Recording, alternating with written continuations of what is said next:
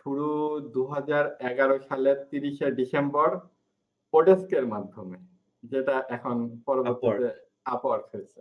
Client ওই কাজ দেখে খুবই হাসাহাসি করল আমার উপরে। যে, "এটা কি করে নিয়ে এসেছো?" একবেলা দুবেলা আমার আর কোন রকম হুঁশ ছিল না। এই ৭-৮ দিনে আমি হচ্ছে আপওয়ার্কের যত রকমের টার্মস অ্যান্ড কন্ডিশন আছে আমি সব মুখস্থ করে ফেলছি। হুম, তখন চিন্তা করলাম যে, যা হয় হবে। ফাইবার কি জিনিস আমি একটু এটা উদ্ঘাটন করবই এটা। এর আচ্ছা। পিছনে লাগবে। আচ্ছা, হুম।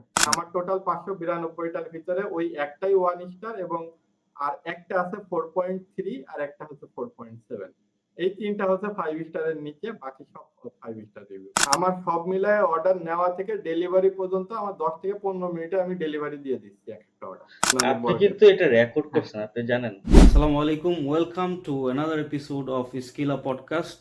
আজকের পডকাস্টটি বিগিনার এবং প্রো সবার জন্যই অনেক বেশি হেল্পফুল হবে, কারণ আজকে আমাদের যে গেস্ট তিনি ১২ বছর যাবৎ সফলতার সাথে ফ্রিল্যান্সিং ইন্ডাস্ট্রিতে কাজ করে যাচ্ছেন এবং একই সাথে তিনি আপওয়ার্কে টপ রেটেড প্লাস এবং ফাইবারে লেভেল 2 সেলার। সো অনেক কিছু শিখার এবং জানার আছে ওনার কাছ থেকে। সো চলুন ১২ বছরের এক্সপিরিয়েন্স থেকে কিছু শিখে আসি। Let's get started. তো এখানে আমরা কোনো ফর্মালিটিস মেনটেন করছি না। তো ভাইয়ার ইন্ট্রোডাকশন সবাই জানে, সবাই ভাইয়াকে চিনে। আমার ফ্রেন্ড লিস্টে যারা আছে, ভাইয়ার লিস্টে যারা আছে, সবাই ভাইয়াকে ভালো করেই চিনে।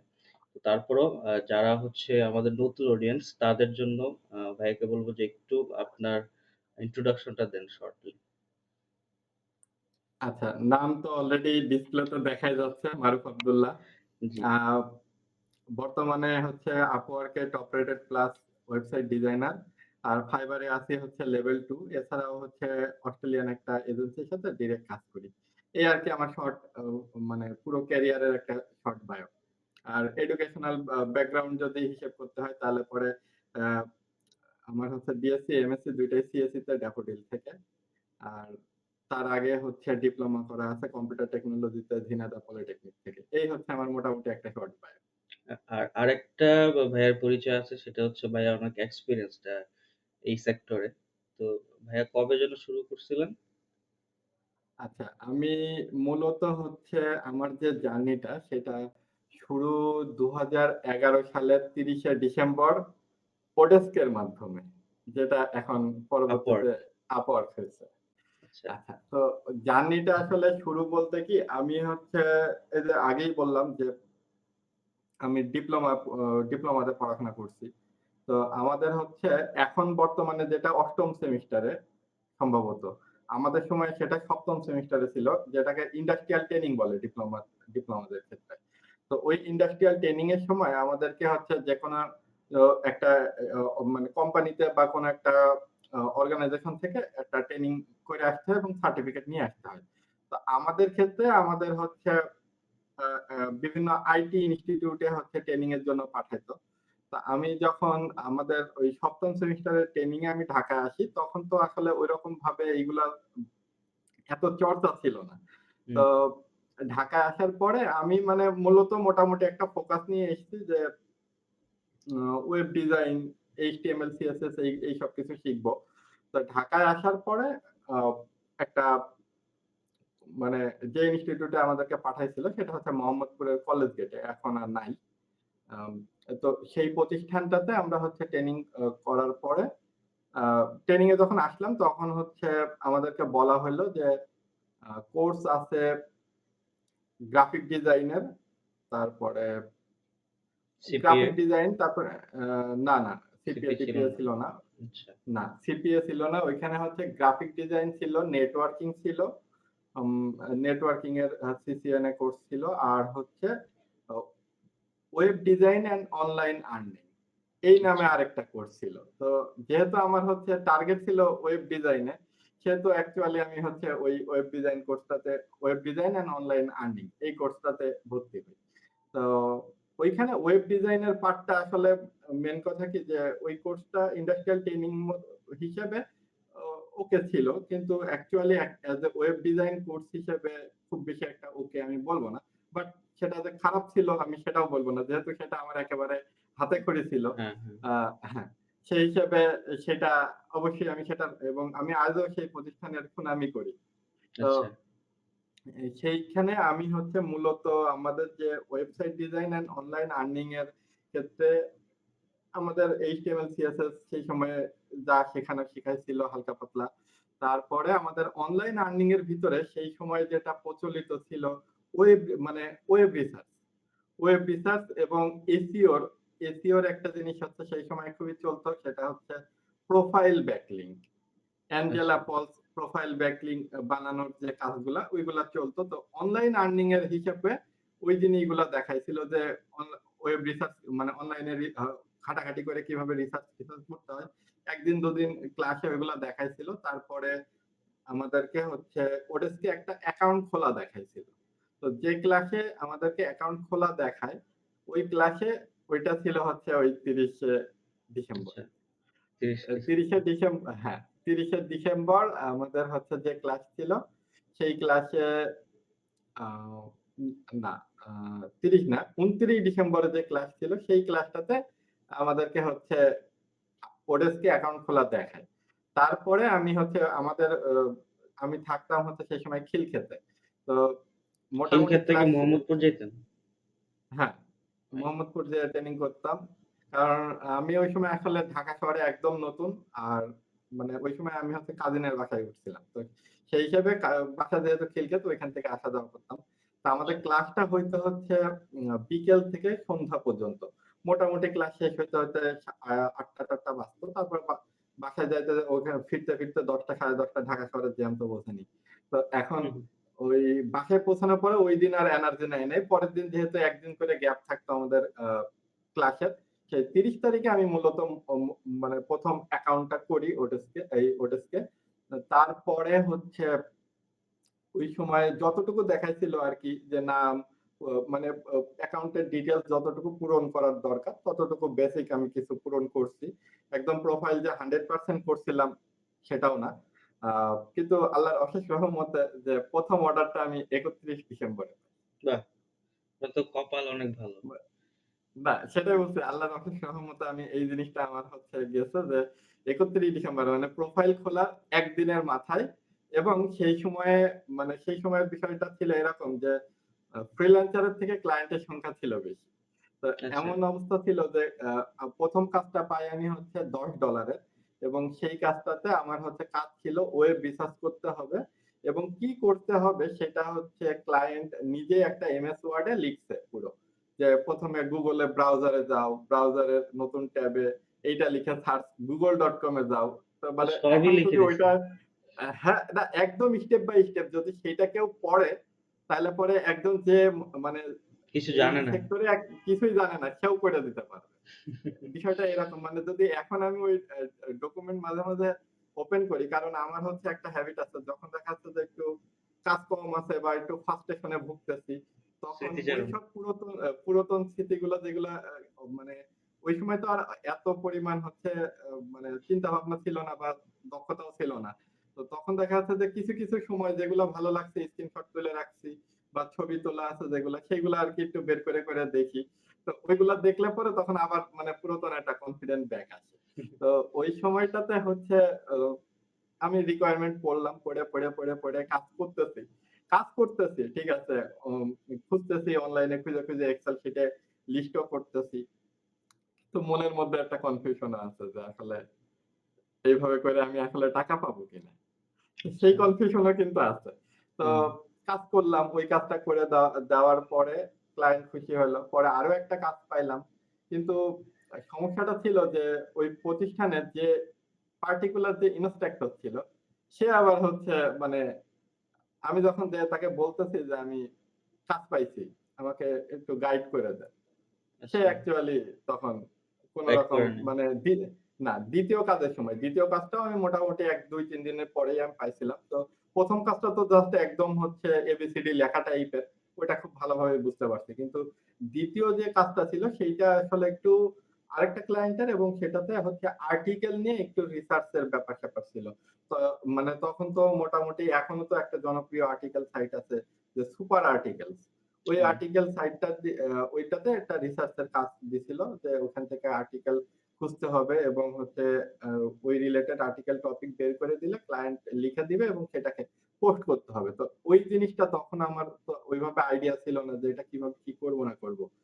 তো সেই জিনিসটা আমি যখন আমার হচ্ছে ওই মেন্টরকে জিজ্ঞেস করলাম, লাস্টে এসে দেখি যে গ্যাগু, গ্যাগু করে আরকি ইগনোর করে যাওয়ার চেষ্টা করল। তো তারপরে এখন কি আর করা? বাসায় এসে কাজ যেহেতু নিছি, কাজ তো করতে হবে। হুম, তো লাস্টে আমার হচ্ছে যে কাজিনের বাসায় সেই ভাইয়ার সাথে করে বসে ভাইয়াকে বললাম যে, "ভাইয়া আপনিও পড়েন, আমিও পড়ি। ২ জন মিলে পড়ে বুঝার চেষ্টা করি।" তো এইভাবে করে আরকি হচ্ছে একদম শুরুর দিকে আমি কাজ শুরু করছি। এবং মূলত আরকি মোটামুটি ১৩ ১২ সালটা পুরোপুরি আমি হচ্ছে এসইও রিলেটেড কাজই করছি। ফোরাম পোস্টিং, ব্লগ কমেন্ট, তারপরে হচ্ছে ওই অ্যাঞ্জেলা পলস প্রোফাইল ব্যাকলিংক। তো সেই সময় একটা জনপ্রিয় ব্যাপার ছিল যে যার কাছে হচ্ছে প্রতি মাসে অ্যাঞ্জেলা পলসের একটা করে পিডিএফ শিট বের হইতো। পিডিএফ ফাইল বের হইতো। তো ওই পিডিএফ ফাইল যার কাছে থাকতো তাকে বলা হইতো যে সে ওই মাসে হচ্ছে বস টাইপের। যে তার কাছে মানে ওই পিডিএফ ফাইলের ভিতরে প্রচুর পরিমাণ হচ্ছে সাইটের লিংক থাকতো যেগুলোতে যে ব্যাকলিংক তৈরি করা যেত। ওই ব্যাকলিংক আর প্রতিনিয়ত কাজ ওই সময়গুলোতে ওই ব্যাকলিংকের এমন একটা অবস্থা ছিল যে আ মানে কাজ করে কুলানো যাইত না। দেখা যাচ্ছে একই সাইটে সারাদিন ধরে সাইন আপ করে যাচ্ছি একের পর এক। আচ্ছা। এত মানে কাজের হচ্ছে চাপ। কারণ ওই সময় হচ্ছে ফ্রিল্যান্সার কম ছিল, ক্লায়েন্টের সংখ্যাও বেশি ছিল মোটামুটি ওইভাবে চলছে। তো এই আরকি আমার মোটামুটি শুরু। তারপরে আসলে অ্যাকাউন্ট সাসপেনশন এরও ব্যাপার আছে। মানে সেটা তখনই মানে ১ম কামাই কি উঠাইতে পারছেন?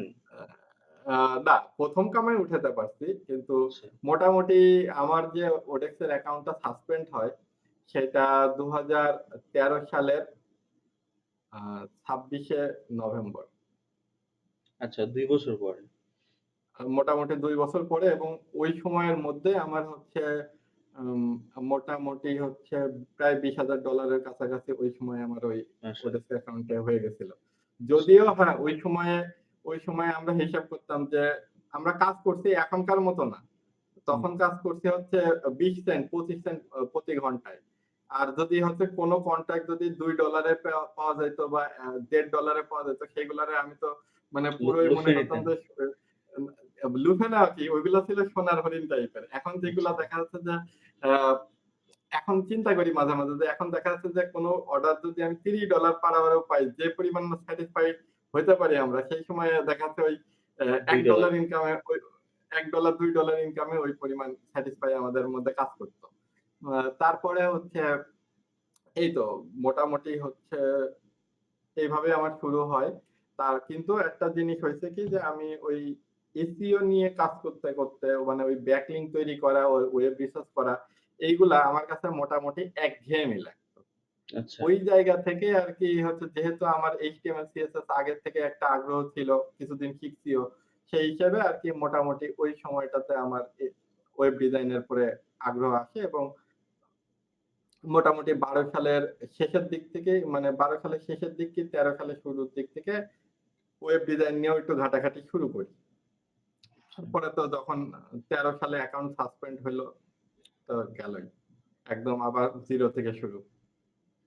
তখন যে এই হচ্ছে অ্যাকাউন্টটা ছিল মোটামুটি জি, হুম। তখন যে অ্যাকাউন্টটা ছিল আপনার ওইটা কি আপনার নামে ছিল? হ্যাঁ, আমার নামই ছিল। এখন মানে রি Upwork এ কি তখন ঐরকম ছিল যে হচ্ছে একবার ব্যান হয়ে গেছে আবার সেম নামে আপনি আ অ্যাকাউন্ট খুলতে পারবেন?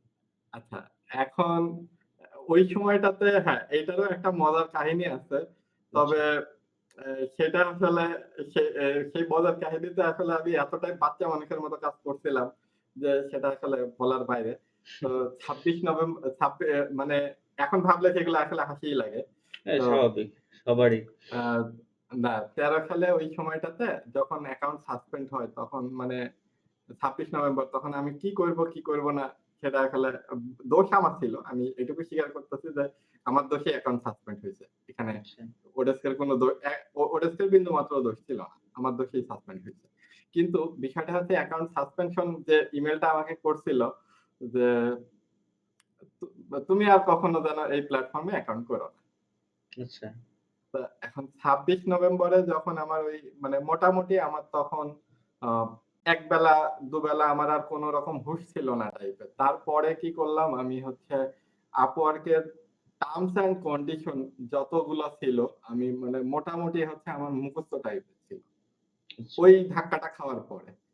ওই ধাক্কাটা খাওয়ার পরে পুরো টার্মস অ্যান্ড কন্ডিশন আমি একদম মানে ঝাঁঝরা করা টাইপের মুখস্থ করা টাইপের করে ফেলছি যে তারপরে আমি হচ্ছে আবারও হচ্ছে এই যে এখন বর্তমানে যে অ্যাকাউন্টটা আছে এইটা খোলা হচ্ছে ২০১৩ সালের ৫ই ডিসেম্বর।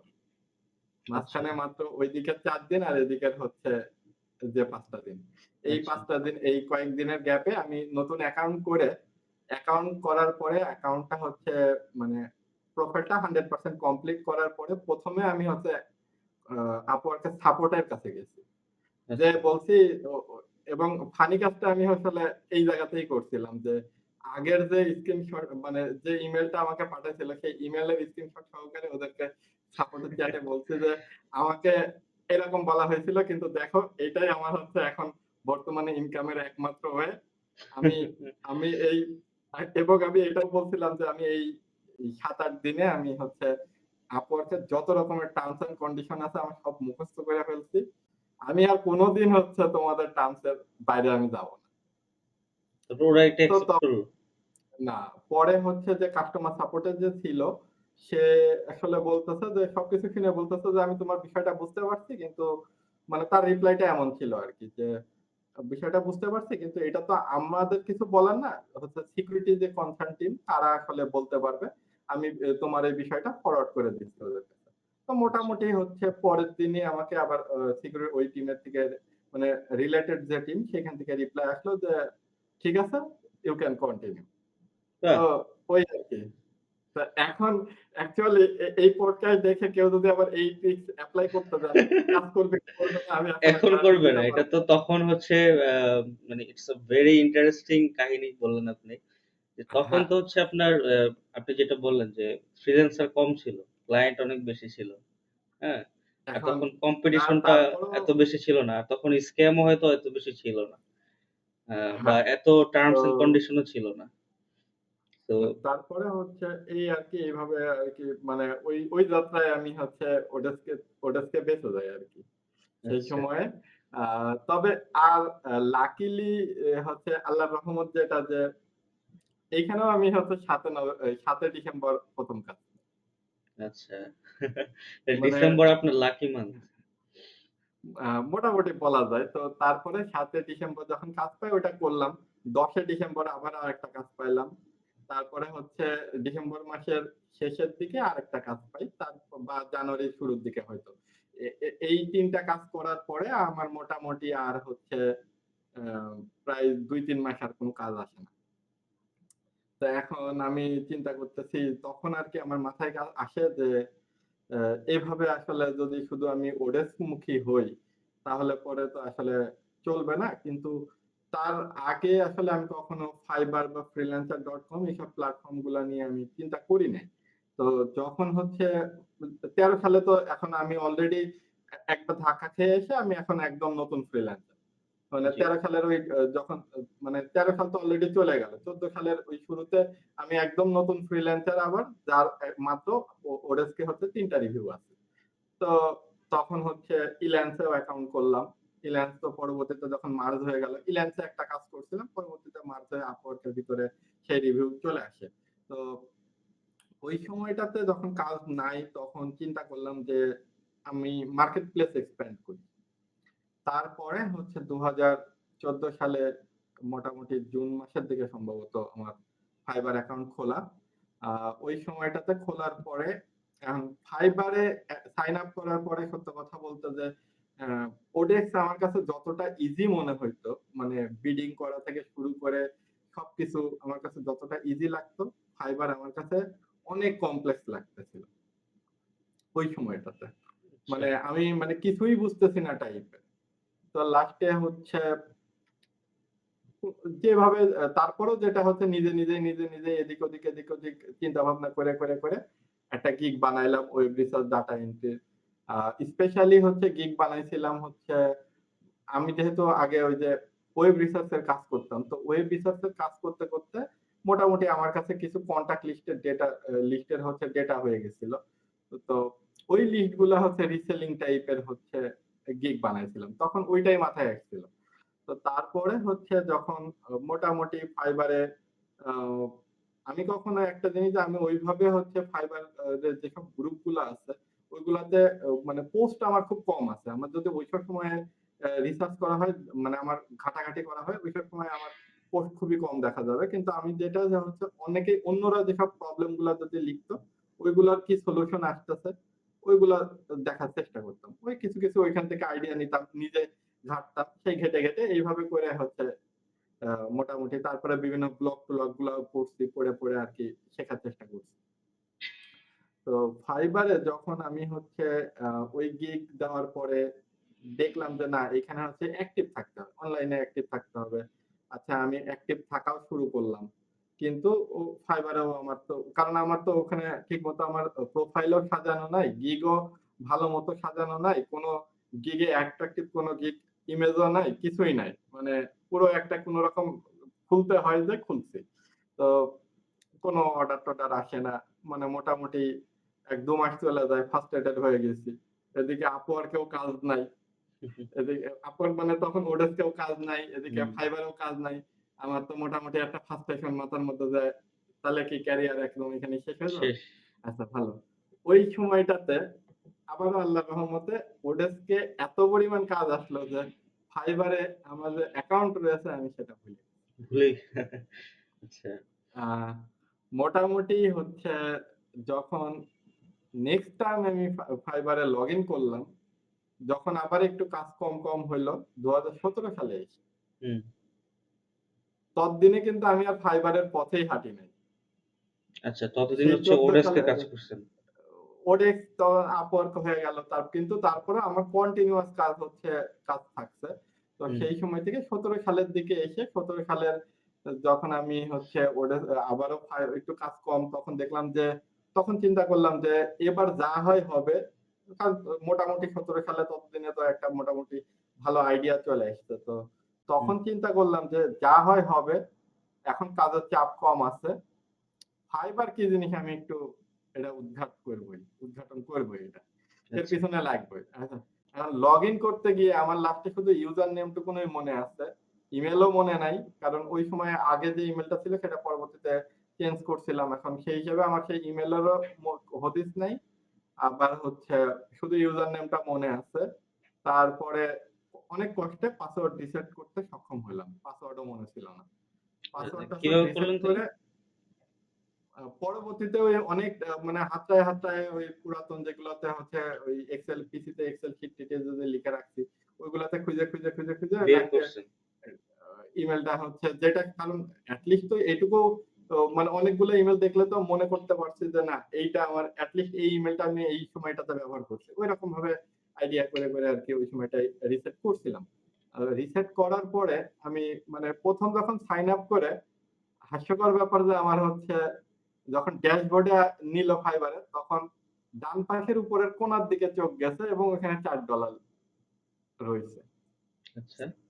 আমি তো হচ্ছে ডলার দেখে তো খুবই খুশি ফাইবারে যে আরে এও কি হচ্ছে সেই বাংলা লিংকের বন্ধ সিম চালু করলে অফারের মতো অফার। অবস্থা অ অ যে আমি ফাইবারে এতদিন পরে ফিরে আসলাম দেখে আমারে হচ্ছে হুম। রিসিভ করার জন্য $৪ কি হচ্ছে বোনাস হিসেবে দিল। পরবর্তীতে এখন প্রোফাইল পেজে যেয়ে দেখি যে 1 স্টার রিভিউ। এই তো তখন তো আমি কিছুতেই মানে আমি আজ পর্যন্ত ওইটার ক্যালকুলেশন মিলাইতে পারি নাই। কারণ আমার আসলে সেই সময়ে ফাইবারের রুলস রেগুলেশন কেমন ছিল আমার আসলে ঐরকম ধারণা নাই। যেটা সত্য কথা। কারণ আমি ওই সময় তো হুম। ফাইবারে দেখেও নাই। তো পরবর্তীতে ওই 1 স্টার রিভিউটা আসে হচ্ছে একটা ক্লায়েন্ট অর্ডার দিছিল আমাকে। আচ্ছা। এবং সেটা হচ্ছে জেনারেলি আমরা কি যখন ফাইবার থেকে যদি আমাদের দীর্ঘদিন আমরা লগ আউট অবস্থায় থাকি, আ মেবি ৯০ দিন পরে হচ্ছে গিগ হচ্ছে পজ করে দেয় সম্ভবত। পজ করে দেন। হ্যাঁ। তো হ্যাঁ, তো ওই ৯০ দিনের ভিতরেই অ্যাকচুয়ালি অর্ডারটা এসছিল। কিন্তু ক্লায়েন্ট হচ্ছে কোন রকম রেসপন্স না পেয়ে রিভিউ 1 দিয়ে স্টার দিয়ে চলে গেছে। চলে 1 স্টার দিয়ে চলে গেছে। এখন সে হয়তোবা বিষয়টা হচ্ছে সে হয়তো আ মানে অর্ডারটা ক্যানসেল করে নাই। সে হয়তো এমন অ্যাপ্রুভ হতে পারে সে মানে জানতো না ক্যান্সেল করে কিভাবে। হয়তোবা আমি আসলে জানি না যে এটা কিভাবে, কিন্তু আমার অ্যাকাউন্টে আমি $4 পাইছি এবং হচ্ছে একটা 1 স্টার রিভিউ পাইছি।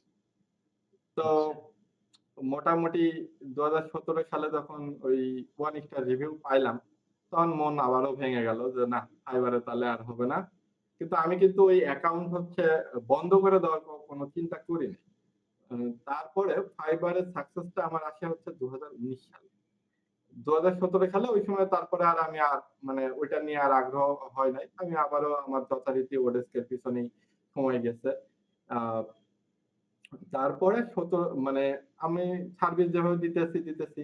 এখন ১৯ সালের দিকে ১৯ সালের করোনা মানে করোনা তো ২০ সালের শুরুতে শুরু হইলো। ১৯ সালের শেষের দিকে আ আমাদের জেলা শহরে হচ্ছে মানে চা'র দোকানে এক বড় ভাইয়ের সাথে কথা বলতেছিলাম। যে সে বলতেছে যে, তোকে আমি একটা ফাইবারে গ্রো করার একটা টিপস দিয়ে দিতে পারি।" তো আমি আচ্ছা, বললাম যে, "হ্যাঁ, বলেন।" তো তখন উনি বলতেছে যে, "তুই কি সার্ভিস দিস?" আমি বললাম যে হচ্ছে, "আমি ক্লিক ফানেল দিয়ে ল্যান্ডিং পেজ তৈরি করি।" তো ঠিক আছে, তাহলে এই ক্লিক ফানেলের এমন একটা বলতেছে যে ক্লিক ফানেল দিয়ে ল্যান্ডিং পেজ আর অন্যরা কি বানায়? আমি বলতেছি, "হ্যাঁ, আরো অনেক সেলারই তো আছে। অনেক সেলারই ল্যান্ডিং পেজ তৈরি করতেছে ক্লিক ফানেল দিয়ে।" তো বলতেছে যে, "কিন্তু এমন একটা আ কাজ খুঁজে বের করো ক্লিক ফানেল দিয়ে যে কাজটা অন্যরা করে না। বুঝছি। ওই কাজটা শুধু ব্লু হচ্ছে ওশান। হ্যাঁ, যে হ্যাঁ, ওই কাজটা তুমি করতেছো, ওই কাজটা শুধু তুমিই করতেছো। এরকম একটা সার্ভিস খুঁজে বের করো।" তো ওই জিনিসটা আসলে আমার মাথায় একটু কাজ করছিল। যেহেতু ওই সময়টাই মোটামুটি আমি ক্লিক ফানেল এর হচ্ছে ২০১৭ সাল থেকেই ওই ১৯ সাল পর্যন্ত আমার ক্লিক ফানেল মোটামুটি একটা ঝাঁঝরা অবস্থায় চলে আসে নিজের কাছেই। তো তখন আমি হচ্ছে যে কাজটা আমাদের ততদিনে অলরেডি আমাদের হচ্ছে আমি অস্ট্রেলিয়ান যে কোম্পানির কাজ করি, ওই কোম্পানির থ্রুতে আমাদের অলরেডি মার্কেটে হচ্ছে কোম্পানির ব্যানারেই একটা Chrome এর একটা এক্সটেনশন আসে। তো ওই এক্সটেনশন এর কাজ ছিল ClickFunnels এর লাইভ পেজকে কপি করে আরেকটা ClickFunnels এর পেজে মানে লাইভ হুম, ClickFunnels two live ClickFunnels clone করা। তো আমি আচ্ছা, দেখলাম যে এই সার্ভিসটা Fiverr এ খুঁজে দেখলাম যে কোথাও কেউ নাই। নাই। আচ্ছা, কেউ নাই। একটা সিঙ্গেল পারসন নাই। কিন্তু আমি হচ্ছে আ আমাদের তো যেহেতু আমার কাছে হচ্ছে ড্যাশবোর্ডের অ্যাক্সেস ছিল। আমি হচ্ছে দেখতে পারতাম যে কি পরিমাণ মানুষ এই সার্ভিসটা নিতেছে। তো আমি যেদিন ওই রিলেটেড গিগ দেওয়া শুরু করলাম, সেই দিন তার পরের দিন থেকে ওই গিগে অর্ডার আসা শুরু করছে। এরকম অবস্থা। আচ্ছা, এবং আ হচ্ছে যখন গিগটা আমার প্রোফাইলে যখন মোটামুটি হচ্ছে ৫০-৬০ টা রিভিউ হয়ে গেল, সব ওই একটা গিগের। আরো যে হচ্ছে অফার গুলা দিচ্ছিলাম সেগুলাতে আর কোনো অর্ডার-টর্ডার কম আসে না। ১ টা ২ টা আসে, কিন্তু সব ওই ক্লোন সার্ভিসের। এবং আ যখন হচ্ছে আ ৫০ টা রিভিউ ওই গিগে পূর্ণ হইল, ঐদিন হঠাৎ করে দেখি যে হচ্ছে গিগটা রিমুভ করে দিছে। কেন? আ তারপর আমি অ্যাকচুয়াল কারণ জানি না। তবে ওই সময়টাতে আমি হচ্ছে আ ইউকের একটা কপিরাইটার এর সাথে ল্যান্ডিং পেজের কাজ করতাম। মানে সে হচ্ছে আ আ মার্কেটিং সেলস কপি লিখতো পেজের জন্য। আর আমি হচ্ছে পেজগুলাকে ক্লোন করে তার ওই কনটেন্ট দিয়ে ডিজাইন করে আমি মানে রিডিজাইন করে আমি দিয়ে দিতাম ডেলিভারি। তো এই ছিল আরকি, আমরা ২ জন মিলে একসাথে এই কাজটা করতাম। তো ওকে যখন আমি বললাম যে এই বিষয়, তো তখন ও বলতেছে যে একটা জিনিস হতে পারে, সেটা হচ্ছে যে ক্লোন। এই যে ক্লোন করা, এটা হচ্ছে একটা নেগেটিভ কিওয়ার্ড। আচ্ছা, এই ক্লোন কিওয়ার্ডটা ব্যবহার না করে তুমি রিক্রিয়েট নামে একটা কিওয়ার্ড বলল যে এই কিওয়ার্ডটা ব্যবহার করো, দেখো যে তাহলে আর হয়তো তোমার প্রবলেম হবে না। তো আমি এখনো ধরে নিয়েছি যে হয়তোবা ক্লোন কিওয়ার্ডের জন্যই আমাকে ওই সময় ওই গিগটা ব্যান বন্ধ করে করা দিছিল। হয়েছে। হ্যাঁ, যদিও ওই সময়টা সমসাময়িক আমি খুঁজে দেখছিলাম যে হ্যাঁ, ততদিনে আরো অনেকেই দেখলাম যে হচ্ছে ক্লোনের সার্ভিস দিতেছে এবং আ হুবহু ওই ক্লোন ওয়ার্ডটাও আছে। এখন আমার কপালে সাসপেনশন করছে। এখন ঐটার পরেও আসলে যে আমার অর্ডার বন্ধ হয়ে গেছিল ওই সার্ভিসে, তা না। কারণ আমার হচ্ছে ওই সময় ক্লোন সার্ভিসের কিছু মানে ক্লায়েন্ট তৈরি হয়ে গেছিল। যারা আরকি ওইটা গিগ বন্ধ হয়ে গেলেও আমার হচ্ছে রেগুলার আমাকে সার্ভিস নিতে। মানে আমাকে সার্চ করে তারা আরকি আমাকে আবার খুঁজে বের করছে বা মেসেজের থেকে আমাকে খুঁজে বের করছে। ওই হুম, সময়টাতে আমি 50% ক্লায়েন্ট হারায় ফেলছি আর 50% হচ্ছে থেকে গেছে। ধরা ছিল আমার। হ্যাঁ। হুম, তো তারপরেও ওই 50% এর থেকেই মোটামুটি গিগটা আবারও র‍্যাংকে চলে আসে। তো ওই গিগ আমার মোটামুটি হচ্ছে পুরো করোনা টাইমটা হচ্ছে একবারে র‍্যাংকে। এবং আচ্ছা। এই এক এক গিগ দিয়ে আমি দেখা যাচ্ছে যে সকাল থেকে সন্ধ্যা পর্যন্ত কাজ করছি। এমন আচ্ছা। অবস্থা যে ওই এক গিগে যে পরিমাণ অর্ডার আসতো। প্রত্যেকদিন দেখা যাচ্ছে ১৫টা ২০টা করে ওই পেজ ক্লোন। আর পেজ ক্লোন করতে তো দেখা যাচ্ছে যে সবথেকে মানে পজিটিভ সাইন ছিল আমার জন্য যেটা যে একটা ছোটখাটো পেজ যেটা দেখা যাচ্ছে যে ৩ টা ৪ টা সেকশনের একটা পেজ যদি ক্লোন করার জন্য অন্যদের কাছে যদি যে জিনিসটা তাদের ৩ ঘন্টা ৪ ঘন্টা লাগতে পারে। সাপোজ ওই ClickFunnels লাইভ পেজ হওয়াতে আমার কাছে সেটা মাত্র ২ মিনিটের কাজ। আচ্ছা। এখন আমার সব মিলায় অর্ডার নেওয়া থেকে ডেলিভারি পর্যন্ত আমার ১০ থেকে ১৫ মিনিটে আমি ডেলিভারি দিয়ে দিচ্ছি একেকটা অর্ডার। তো এইজন্য দেখা যাচ্ছে যে ওই হচ্ছে ক্লায়েন্ট গুলা হচ্ছে সবসময় র‍্যাপিড কাজের জন্য আমার কাছেই ইয়েতে আসতো। তো এই জায়গাটাতে এখন মানে অনেকেই দেখি যে হতাশ হয়ে যায়। যে একটা টিপস হিসেবেই বলতেছি যে অনেকেই হতাশ হয়ে যায় যে 1 স্টার রিভিউ বা 3 স্টার রিভিউ এসছে বা 4.7 এসছে বা 4 স্টার রিভিউ এসছে। আমি কি এই অ্যাকাউন্টটা ডিলিট করে দিয়ে আবার নতুন করে খুলবো? কিন্তু এই হ্যাঁ, জিনিসটা আসলে আমার কাছে কখনোই যুক্তিগত মনে হয় নাই। কারণ আমার আজকে যদি আজকের দিনে দাঁড়ায় আমার টোটাল হচ্ছে ফাইবারে ৫৯২ টা রিভিউ আছে। আপনি নিজেও জানেন যে ৫৯২ টা রিভিউ পাইতে গেলে কতগুলো অর্ডার কমপ্লিট করা অনেকগুলা লাগছে। অর্ডার। কারণ অনেক পরিমাণ ক্লায়েন্ট আছে যারা হচ্ছে রিভিউ দিবে না। হুম। এমনি দেখাচ্ছে যে আমার কাজ একটা করে নিয়মিত দিয়ে যায়। ক্লায়েন্ট রিভিউ চাইলেও পাওয়া যায় না না অনেক সময়। আমার নিয়মিত একটা ক্লায়েন্ট আছে এখন যে হচ্ছে যাকে আমি বারবার বলছি যে একটা অনেস্ট রিভিউ তুমি দিও। বলছে ইয়েস, ইয়েস, ইয়েস। কিন্তু সে সে বুঝতেছে না। অর্ডারটা সে হুম, বোঝে না এবং সে অর্ডার উম তাকে যখন আমি হচ্ছে ফানেলের লিংক শেয়ার করতেছি, সে ওই অর্ডার ডেলিভারি মেসেজ থেকে ফানেলের লিংকটা রিসিভ করে। কিন্তু অর্ডারটা যে অ্যাপ্রুভ করতে হয় সেটাও সে পারে না। ওই আচ্ছা। অটোমেটিক অ্যাপ্রুভ হয়। ৩ দিন ৪ দিন পরে যে ৩ দিন পরে যে অটোমেটিক অ্যাপ্রুভ হয়, ওই সেটা হয়। এখন ওর জন্য ধরেন যে ওর জন্যই আমার প্রায় আজ হচ্ছে ১০-১২ টা রিভিউ আটকে আছে। হ্যাঁ, তো এরকম ভাবে ৫৯২ টা আজকে রিভিউ। তো এইখানে 1 স্টার মাত্র সেই একটা। সেই ১ম সেই কালো দাগ। হুম। আর হচ্ছে আর ২ আর টা এখন রিভিউ সেই কালো আছে। দাগ নাইও। এটা তো এখন আপনার না এখন ৫৯২ এর এখন কাছে একটা 1 স্টার হ্যাঁ, হ্যাঁ। রিভিউতে কি আসে যায়? কিচ্ছু আসে যায় না। কি আসা যায়? আর ওইটা আসলে এখন মানে প্রোফাইলে হচ্ছে আ পাবলিক ভিউ তে আর কোন কিছুই শো করে না। কারণ হুম, আমার টোটাল ৫৯২ টার ভিতরে ওই একটাই 1 স্টার এবং আর একটা আছে 4.3 আর একটা হচ্ছে 4.7 এই ৩ টা হচ্ছে 5 স্টারের নিচে বাকি সব 5 স্টার রিভিউ। এই মাশাআল্লাহ। হচ্ছে তো এই জায়গাটাতে আরকি হচ্ছে আমার একটা জিনিস যে টিপস হিসেবে যে অ্যাকাউন্ট আসলে যা গেছে, গেছে। এখন 1 স্টার হইছে বলে যে আমার সার্ভিস খারাপ হয়ে গেছে এমন না। আমি যদি যে সার্ভিসটা আমি দিতে পারি সেটা যদি ক্লায়েন্টকে প্রকাশ করতে পারি, আমি অবশ্যই কাজ পাবো। হ্যাঁ, আর আর যেটা যে আমি যে সার্ভিসটা দিতেছি সেই সার্ভিসটা আসলে কতটুকু ইউনিক ভাবে রিপ্রেজেন্ট করা যায় ক্লায়েন্টের কাছে। প্লাস ওই ইউনিকনেসটার আবার হচ্ছে গ্রহণযোগ্যতাও থাকতে হবে। কতটুকু দেখা যাচ্ছে কোয়ালিটি আমি দেই আমি। না, কোয়ালিটি বলতে আমি এটা হচ্ছে যারা নতুন তাদের জন্য একটা টিপস বলতেছি যে কিভাবে কাজ পাওয়া যাইতে পারে। তো ব্লু এইখানে ওশান। কাজ পাওয়া বলতে হ্যাঁ, হ্যাঁ, হুম, যে আমি দেখা যাচ্ছে যে সাপোজ ওয়ার্ডপ্রেস দিয়ে আমি ওয়েবসাইট বানাইতেছি। ওয়ার্ডপ্রেস দিয়ে সবাই ওয়েবসাইট বানাইতেছে। হুম, এখন কিন্তু সবাই কোন সার্ভিসটা দিতেছে না যে সার্ভিসটা দেওয়ার স্কোপ আছে এবং সেই সাথে ওই সার্ভিসটা নেওয়ার জন্য মানুষ চাহিদাও থাকতে হবে। এখন দেখা যাচ্ছে যে হ্যাঁ, আমি এমন কিছু একটা ইউনিক বের করে ফেললাম যেটার এখন একেবারেই মার্কেটে চাহিদা নাই। তাহলে তো আর আসলে লাভ হবে না।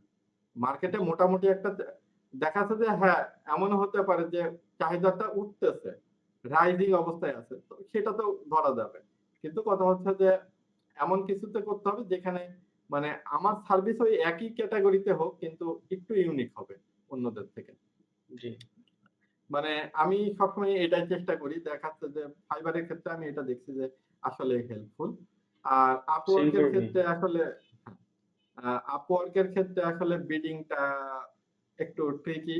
ওখানে একটু টিপস খাটায় যদি বিডিং করা যায় তাহলে পরে আশা করি যে মোটামুটি এট লিস্ট আ মানে ক্লায়েন্ট ওপেন করবে বিডটা। আর এই ক্ষেত্রে একটা জিনিস যে আমি যেটা সবসময় Upwork এ বিডিং এর ক্ষেত্রে চেষ্টা করি যে কোন রকম কপি পেস্ট কিছু না লিখে ক্লায়েন্ট যে সমস্যাটা বলতেছে সেই সমস্যাটা কিভাবে সলিউশন করা যায় এইটা হচ্ছে আমি সবসময় চেষ্টা করি যে ওর ভিতরে রাখতে। আর আরেকটা কাজ করি যেটা যে ক্লায়েন্টকে হচ্ছে অফার করি যে, "তুমি আসো আমার সাথে একটা মিটিং করো। আমি মিটিং যদি হচ্ছে তোমার এই সমস্যাটা আমি আরো ভালোভাবে আমরা মানে আরো ফাস্ট ভাবে আমরা ডিসকাশন করতে পারি।" এরকম একটা অফার দিয়ে দেখা যাচ্ছে যে আমি তাকে কারণ আমার কাছে যে জিনিসটা আমি নিজেও ফিল করছি যে অ্যাকচুয়ালি ভিডিও মিটিং হচ্ছে ক্লায়েন্টের মনের ভিতরে কনফিডেন্স বি মানে বাড়ায় দেয়। যদি কারণ সে যখন বিশ্বাস দেখতেছে বাড়ায় যে দেয়। না হ্যাঁ, বিশ্বাসটা বাড়ায় দিতেছে, গ্রহণযোগ্যতা বাড়ায় দিতেছে।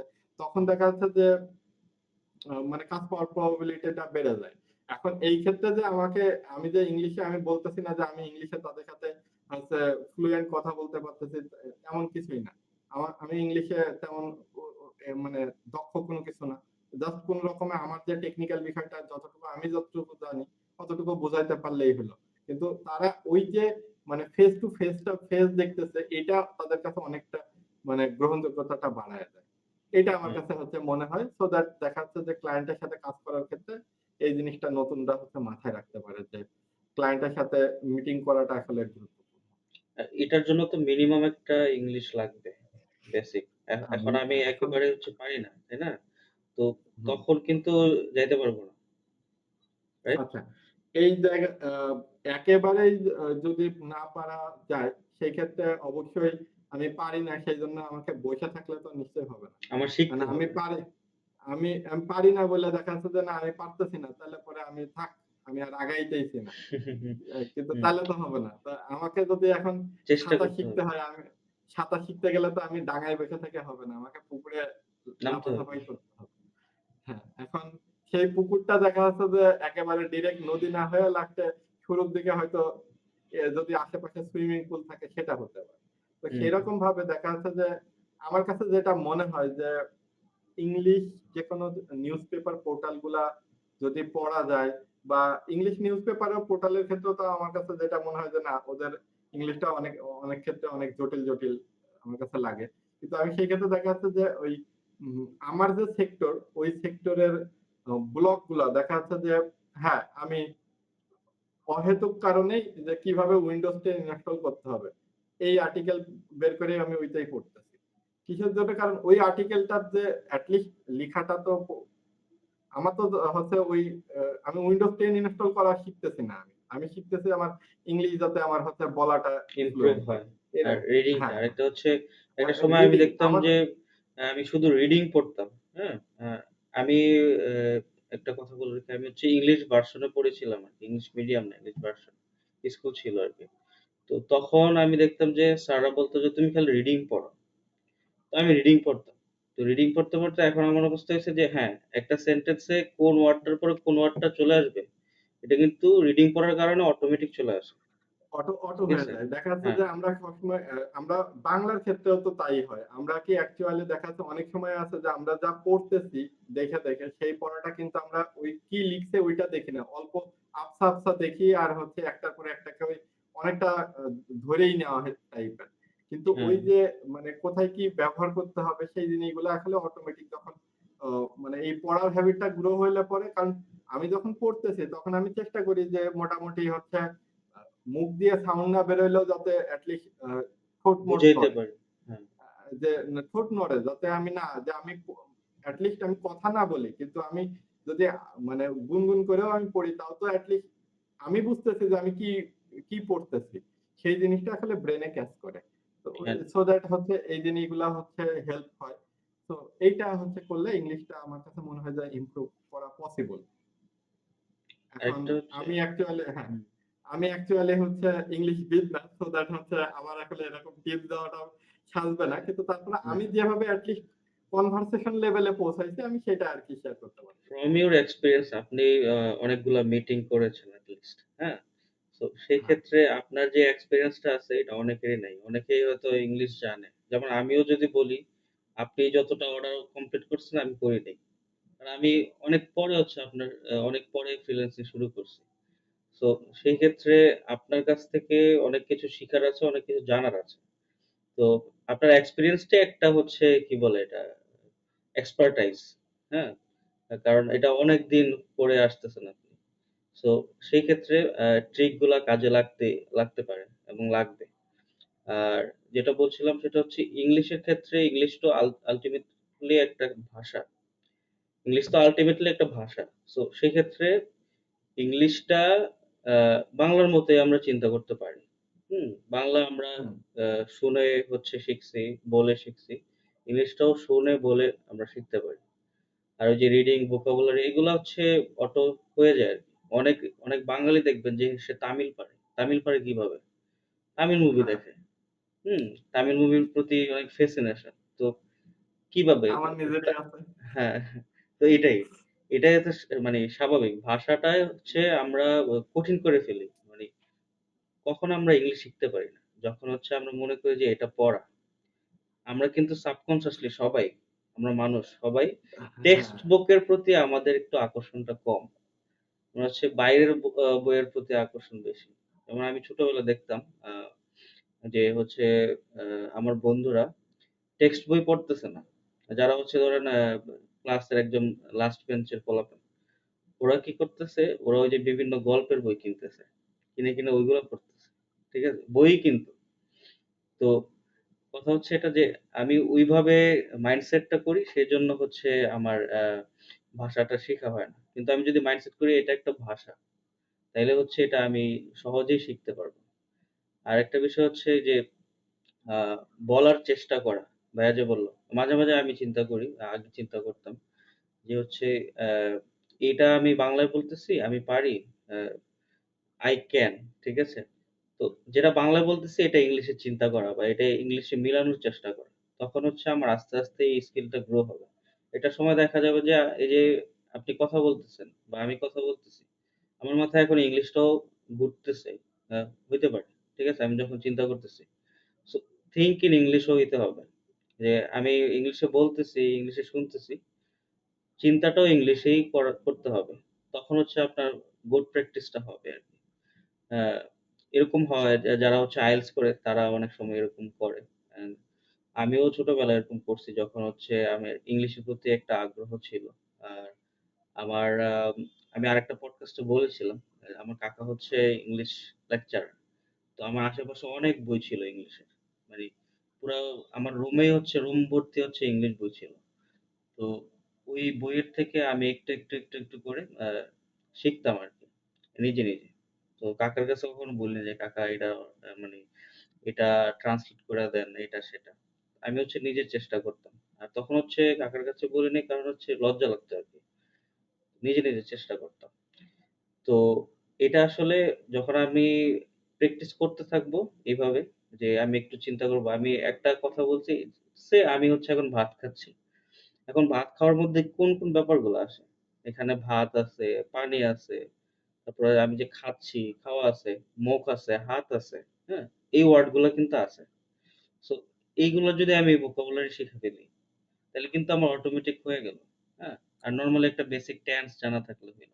তো যাই হোক বেশি কথা বলব না আমি। আ তো ভাইয়া যেটা বললেন যে হ্যাঁ, এটা আমাদের প্র্যাকটিস করা উচিত। যে হচ্ছে ক্লায়েন্ট অ্যা এনগেজিং এর জন্য বা ক্লায়েন্টকে বিশ্বাসযোগ্য আ করার জন্য হচ্ছে আমাদের করতে হবে। মিট আপ এ নিয়ে আসতে হবে। মিট আপ এ আনলে হচ্ছে আ ক্লায়েন্ট এর কাজ পাওয়া বেশি সহজ হবে আমাদের। তাই তো? না ভাইয়া? তবে হ্যাঁ, তবে এখানে একটা ব্যাপার আছে যে যত বেশি মানে আমাদের আমি আরেকটা জিনিস যেটা আমার পার্সোনালি আমার নিজের ক্ষেত্রে আমি ফেস করছি যে ক্যামেরা ভীতি। হুম, দেখা যাচ্ছে ১ম দিকে যখন ওই ভিডিও মিটে আমন্ত্রণ করার আগের আ যে একটা যুগ চলেছে মাঝখানে। মাঝখানে প্রথমে তো আমরা হচ্ছে Upwork বলেন, Fiverr বলেন সেগুলাতে আমরা হচ্ছে জাস্ট চ্যাটে চ্যাট। কথা বলছি। হ্যাঁ। তারপরে একটা সার্টেন টাইম পরে দেখা যাচ্ছে অডিও কলে কল দিচ্ছে। তো অডিও কলে যে জিনিসটা মানে যতটা না প্রবলেম হয় বা কিছু, ভিডিও কলে যখন কথা বলতে গেলে এটা একটা প্রবলেম সৃষ্টি করে। তো এই জিনিসটা আমি যেটা মানে ফিল করছি যে ক্যামেরা ফিট। আর এইটা যদি আমার বলতে হয় তাহলে পরে মূলত আমি যখন হচ্ছে আমার বাংলা ভিডিও, বাংলা চ্যানেল শুরু করি, আমার YouTube চ্যানেল যে বাংলা চ্যানেল যেটা, সেটা শুরুটা আসলে আমার এই ক্যামেরা ভীতি কাটানোর জন্য। আমি একটা আচ্ছা। জিনিস মানে ২ টা আমার মাথায় ওই সময়টাই হচ্ছে ২ টা পারপাস হচ্ছে মাথায় মানে ঘুরতেছিল। কাজ করছে। সেটা হচ্ছে হ্যাঁ, বাংলা চ্যানেলটা বানানোর পিছনে যে ClickFunnels আমি মূলত ClickFunnels এর ভিডিও দিয়েই আমার চ্যানেল শুরু করি।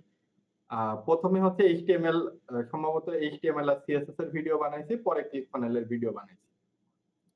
তো আমার যেটা উদ্দেশ্য ছিল যে আমি যা জানি সেই জিনিসগুলা মানুষকে শেখানো। আর আরেকটা উদ্দেশ্য সেটা হচ্ছে আমার ক্যামেরা ভিত্তিটা কাটানো। আমি শুরুতেই হচ্ছে যে না আ মানে বাংলায় আমি ভিডিও মেক করি। কিন্তু এই যে ক্যামেরার সামনে কথা বলতেছি, এই ভীতিটা আমার কাটাইতে হবে। সেটা বাংলা হোক আর উর্দু হোক আর যেটাই হোক না কেন, সেটা ব্যাপার না। ব্যাপারটা হচ্ছে যে আমাকে ক্যামেরা সামনে আসার যে হ্যাবিটটা সেটা গ্রো করতে হবে।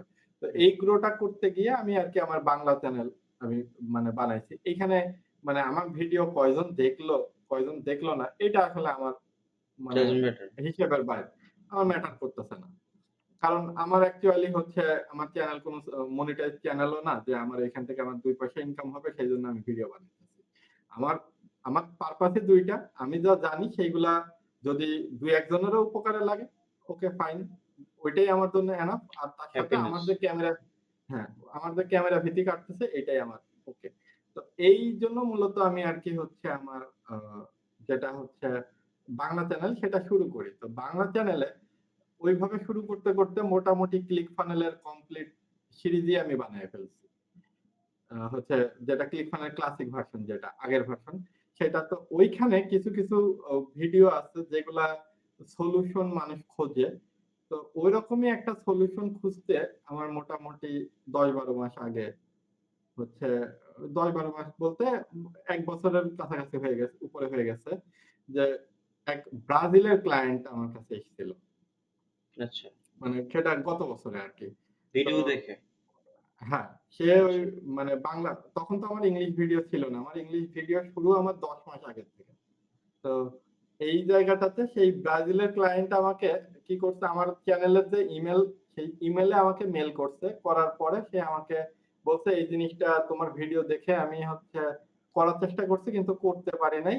তুমি আমাকে ইনস্টল করে দিবা কিনা ঠিকভাবে?" আমি বললাম যে, "হ্যাঁ, ঠিক আছে।" তো তারপরে সে আমাকে বলতেছে যে, "এটা তুমি মানে কি কথা বলতেছো? আমি তো কিছু বুঝি নাই। যার জন্য তোমার ভাষা আমি বুঝি নাই। যার জন্য আমি মিউট করে রেখে তুমি যেভাবে কাজ করার চেষ্টা করছো আমি ওইভাবে কাজ করার চেষ্টা করছি।" আচ্ছা।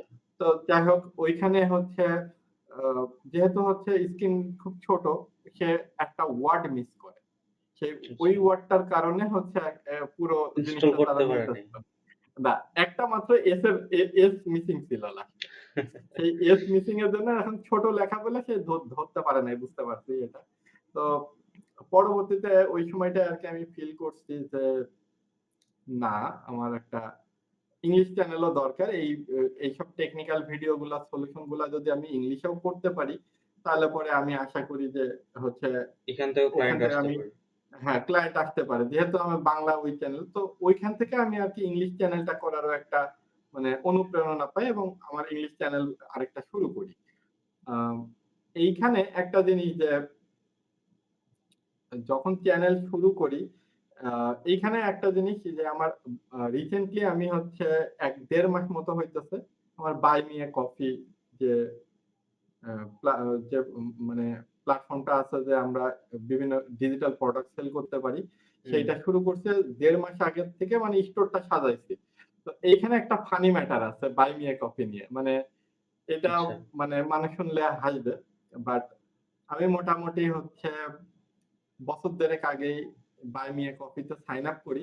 কিন্তু সেই সময়টাতে বাই মি এ কফি বলতে আমার কাছে যেটা মনে হয়েছিল যে মানুষ হয়তো ডোনেশন দেবে সেইজন্য বাই মি এ কফি।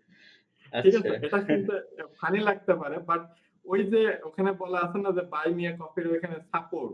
তো আমি হুম, ওই জিনি ওই ওই ওই জিনিসটাকে ওইভাবেই ভেবে নিয়েছিলাম যে এটা ইট মিনস হচ্ছে কেউ যদি আ টিপস হিসেবে দিতে চায়, সাপোর্ট হিসেবে দিতে চায়। যেমন আমরা হচ্ছে বিভিন্ন ওয়েবসাইটে মানে যেগুলা বিভিন্ন সফটওয়্যারের ক্ষেত্রেই দেখি না যে আ ফ্রিতে ফ্রিতে হচ্ছে ওপেন সোর্স প্রোডাক্ট এর ক্ষেত্রে পাশে দেখা যাচ্ছে যে PayPal যে হুম। Donate donate here donate for improving the system এরকম এখানে লেখা টাইপের থাকে যে বাই মি আ হ্যাঁ, কফি। হ্যাঁ, এখন আমি এটাকে এইরকম টাইপের প্ল্যাটফর্ম হিসেবেই আমি দেখছি। তো হুম, এই আরকি আমার হচ্ছে মোটামুটি বাই মি এ কফিতে আসা। তো বাই মি এ কফিতে তারপরে এখন বাই মি এ কফি খুললাম। খুলে আমার তো এই প্ল্যাটফর্ম সম্পর্কে কোনো পরে রিসেন্টলি হচ্ছে জাহিনের যে ভিডিও আমি সত্য কথা যেটা যে জাহিনের ভিডিও থেকেই আমি বাই মি এ কফির হচ্ছে যে ব্যবহারটা মানে বুঝতে পারছি। তো আচ্ছা। দেখলাম যে না ঠিক আছে আমার যে ইংলিশ চ্যানেল গ্রো করতেছি। আ তখনও আমি অ্যাকচুয়ালি মানে বাই মি এ কফিটা ওইভাবে সাজানোর চিন্তা করি না। কারণ আমি তখন চিন্তা করছি যে আগে ইংলিশ চ্যানেলটাকে আগে গ্রো করে নিই, একটা লেভেলে পৌঁছায় নিই, কিছু কনটেন্ট বানাই। তখন আমি হচ্ছে স্টোরটাকে সাজাবো। তো এই মোটামুটি হচ্ছে উম এখন মোটামুটি আমার হচ্ছে যে মেইন ভিডিও গুলা মোটামুটি চলে আসছে। আরো তো সামনে আনবো।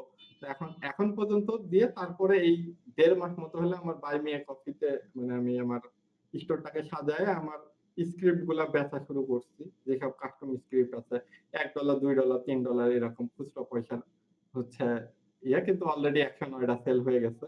তো এই আরকি হচ্ছে আমার বাই মি এ কফি।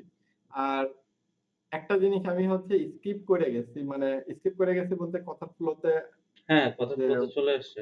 হ্যাঁ, হ্যাঁ, স্কিপ হয়ে মানে গেছে। কথার ফ্লোতে স্কিপ হয়ে গেছে। সেটা হচ্ছে হুম, যে উম আমি বর্তমান ক্যারিয়ারে কিভাবে আসলাম? যেখানে আমি আগে এসইও তে ছিলাম।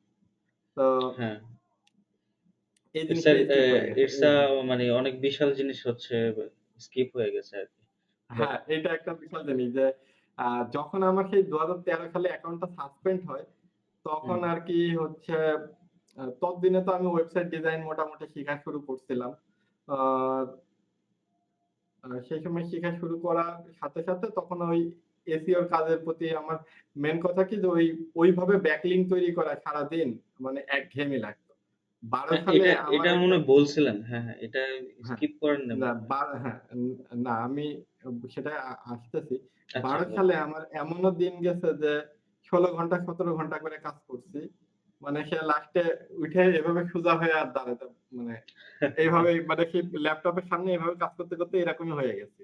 হুম, বিষয়টা এরকম অবস্থায় পৌঁছে গেছে। তো এই জিনিসগুলো আমার একঘেয়েমি লাগতো। পরে যখন ওয়েব ডিজাইন শেখা শুরু করি, তখন ঢাকা শহরে মানে আমি যে শিখবো উম ট্রেনিং সেন্টার তো হাতে গোনা। এখনকার মতো তো এত অনলাইন প্ল্যাটফর্ম বা হচ্ছে ফিজিক্যাল ইনস্টিটিউশন প্ল্যাটফর্ম কোনটাই ছিল না। ইনস্টিটিউশন ছিল না বলতে কি বলা ভুল কম হবে। ছিল। কম ছিল।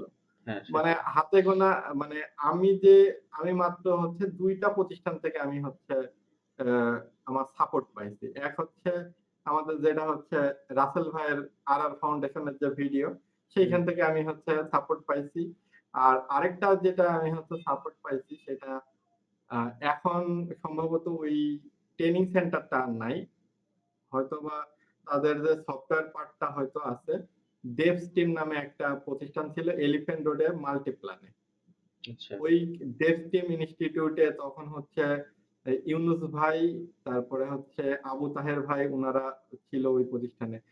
ওইখান থেকে আমি হচ্ছে মানে মূলত ওয়ার্ডপ্রেস এর একটা কোর্স করছিলাম।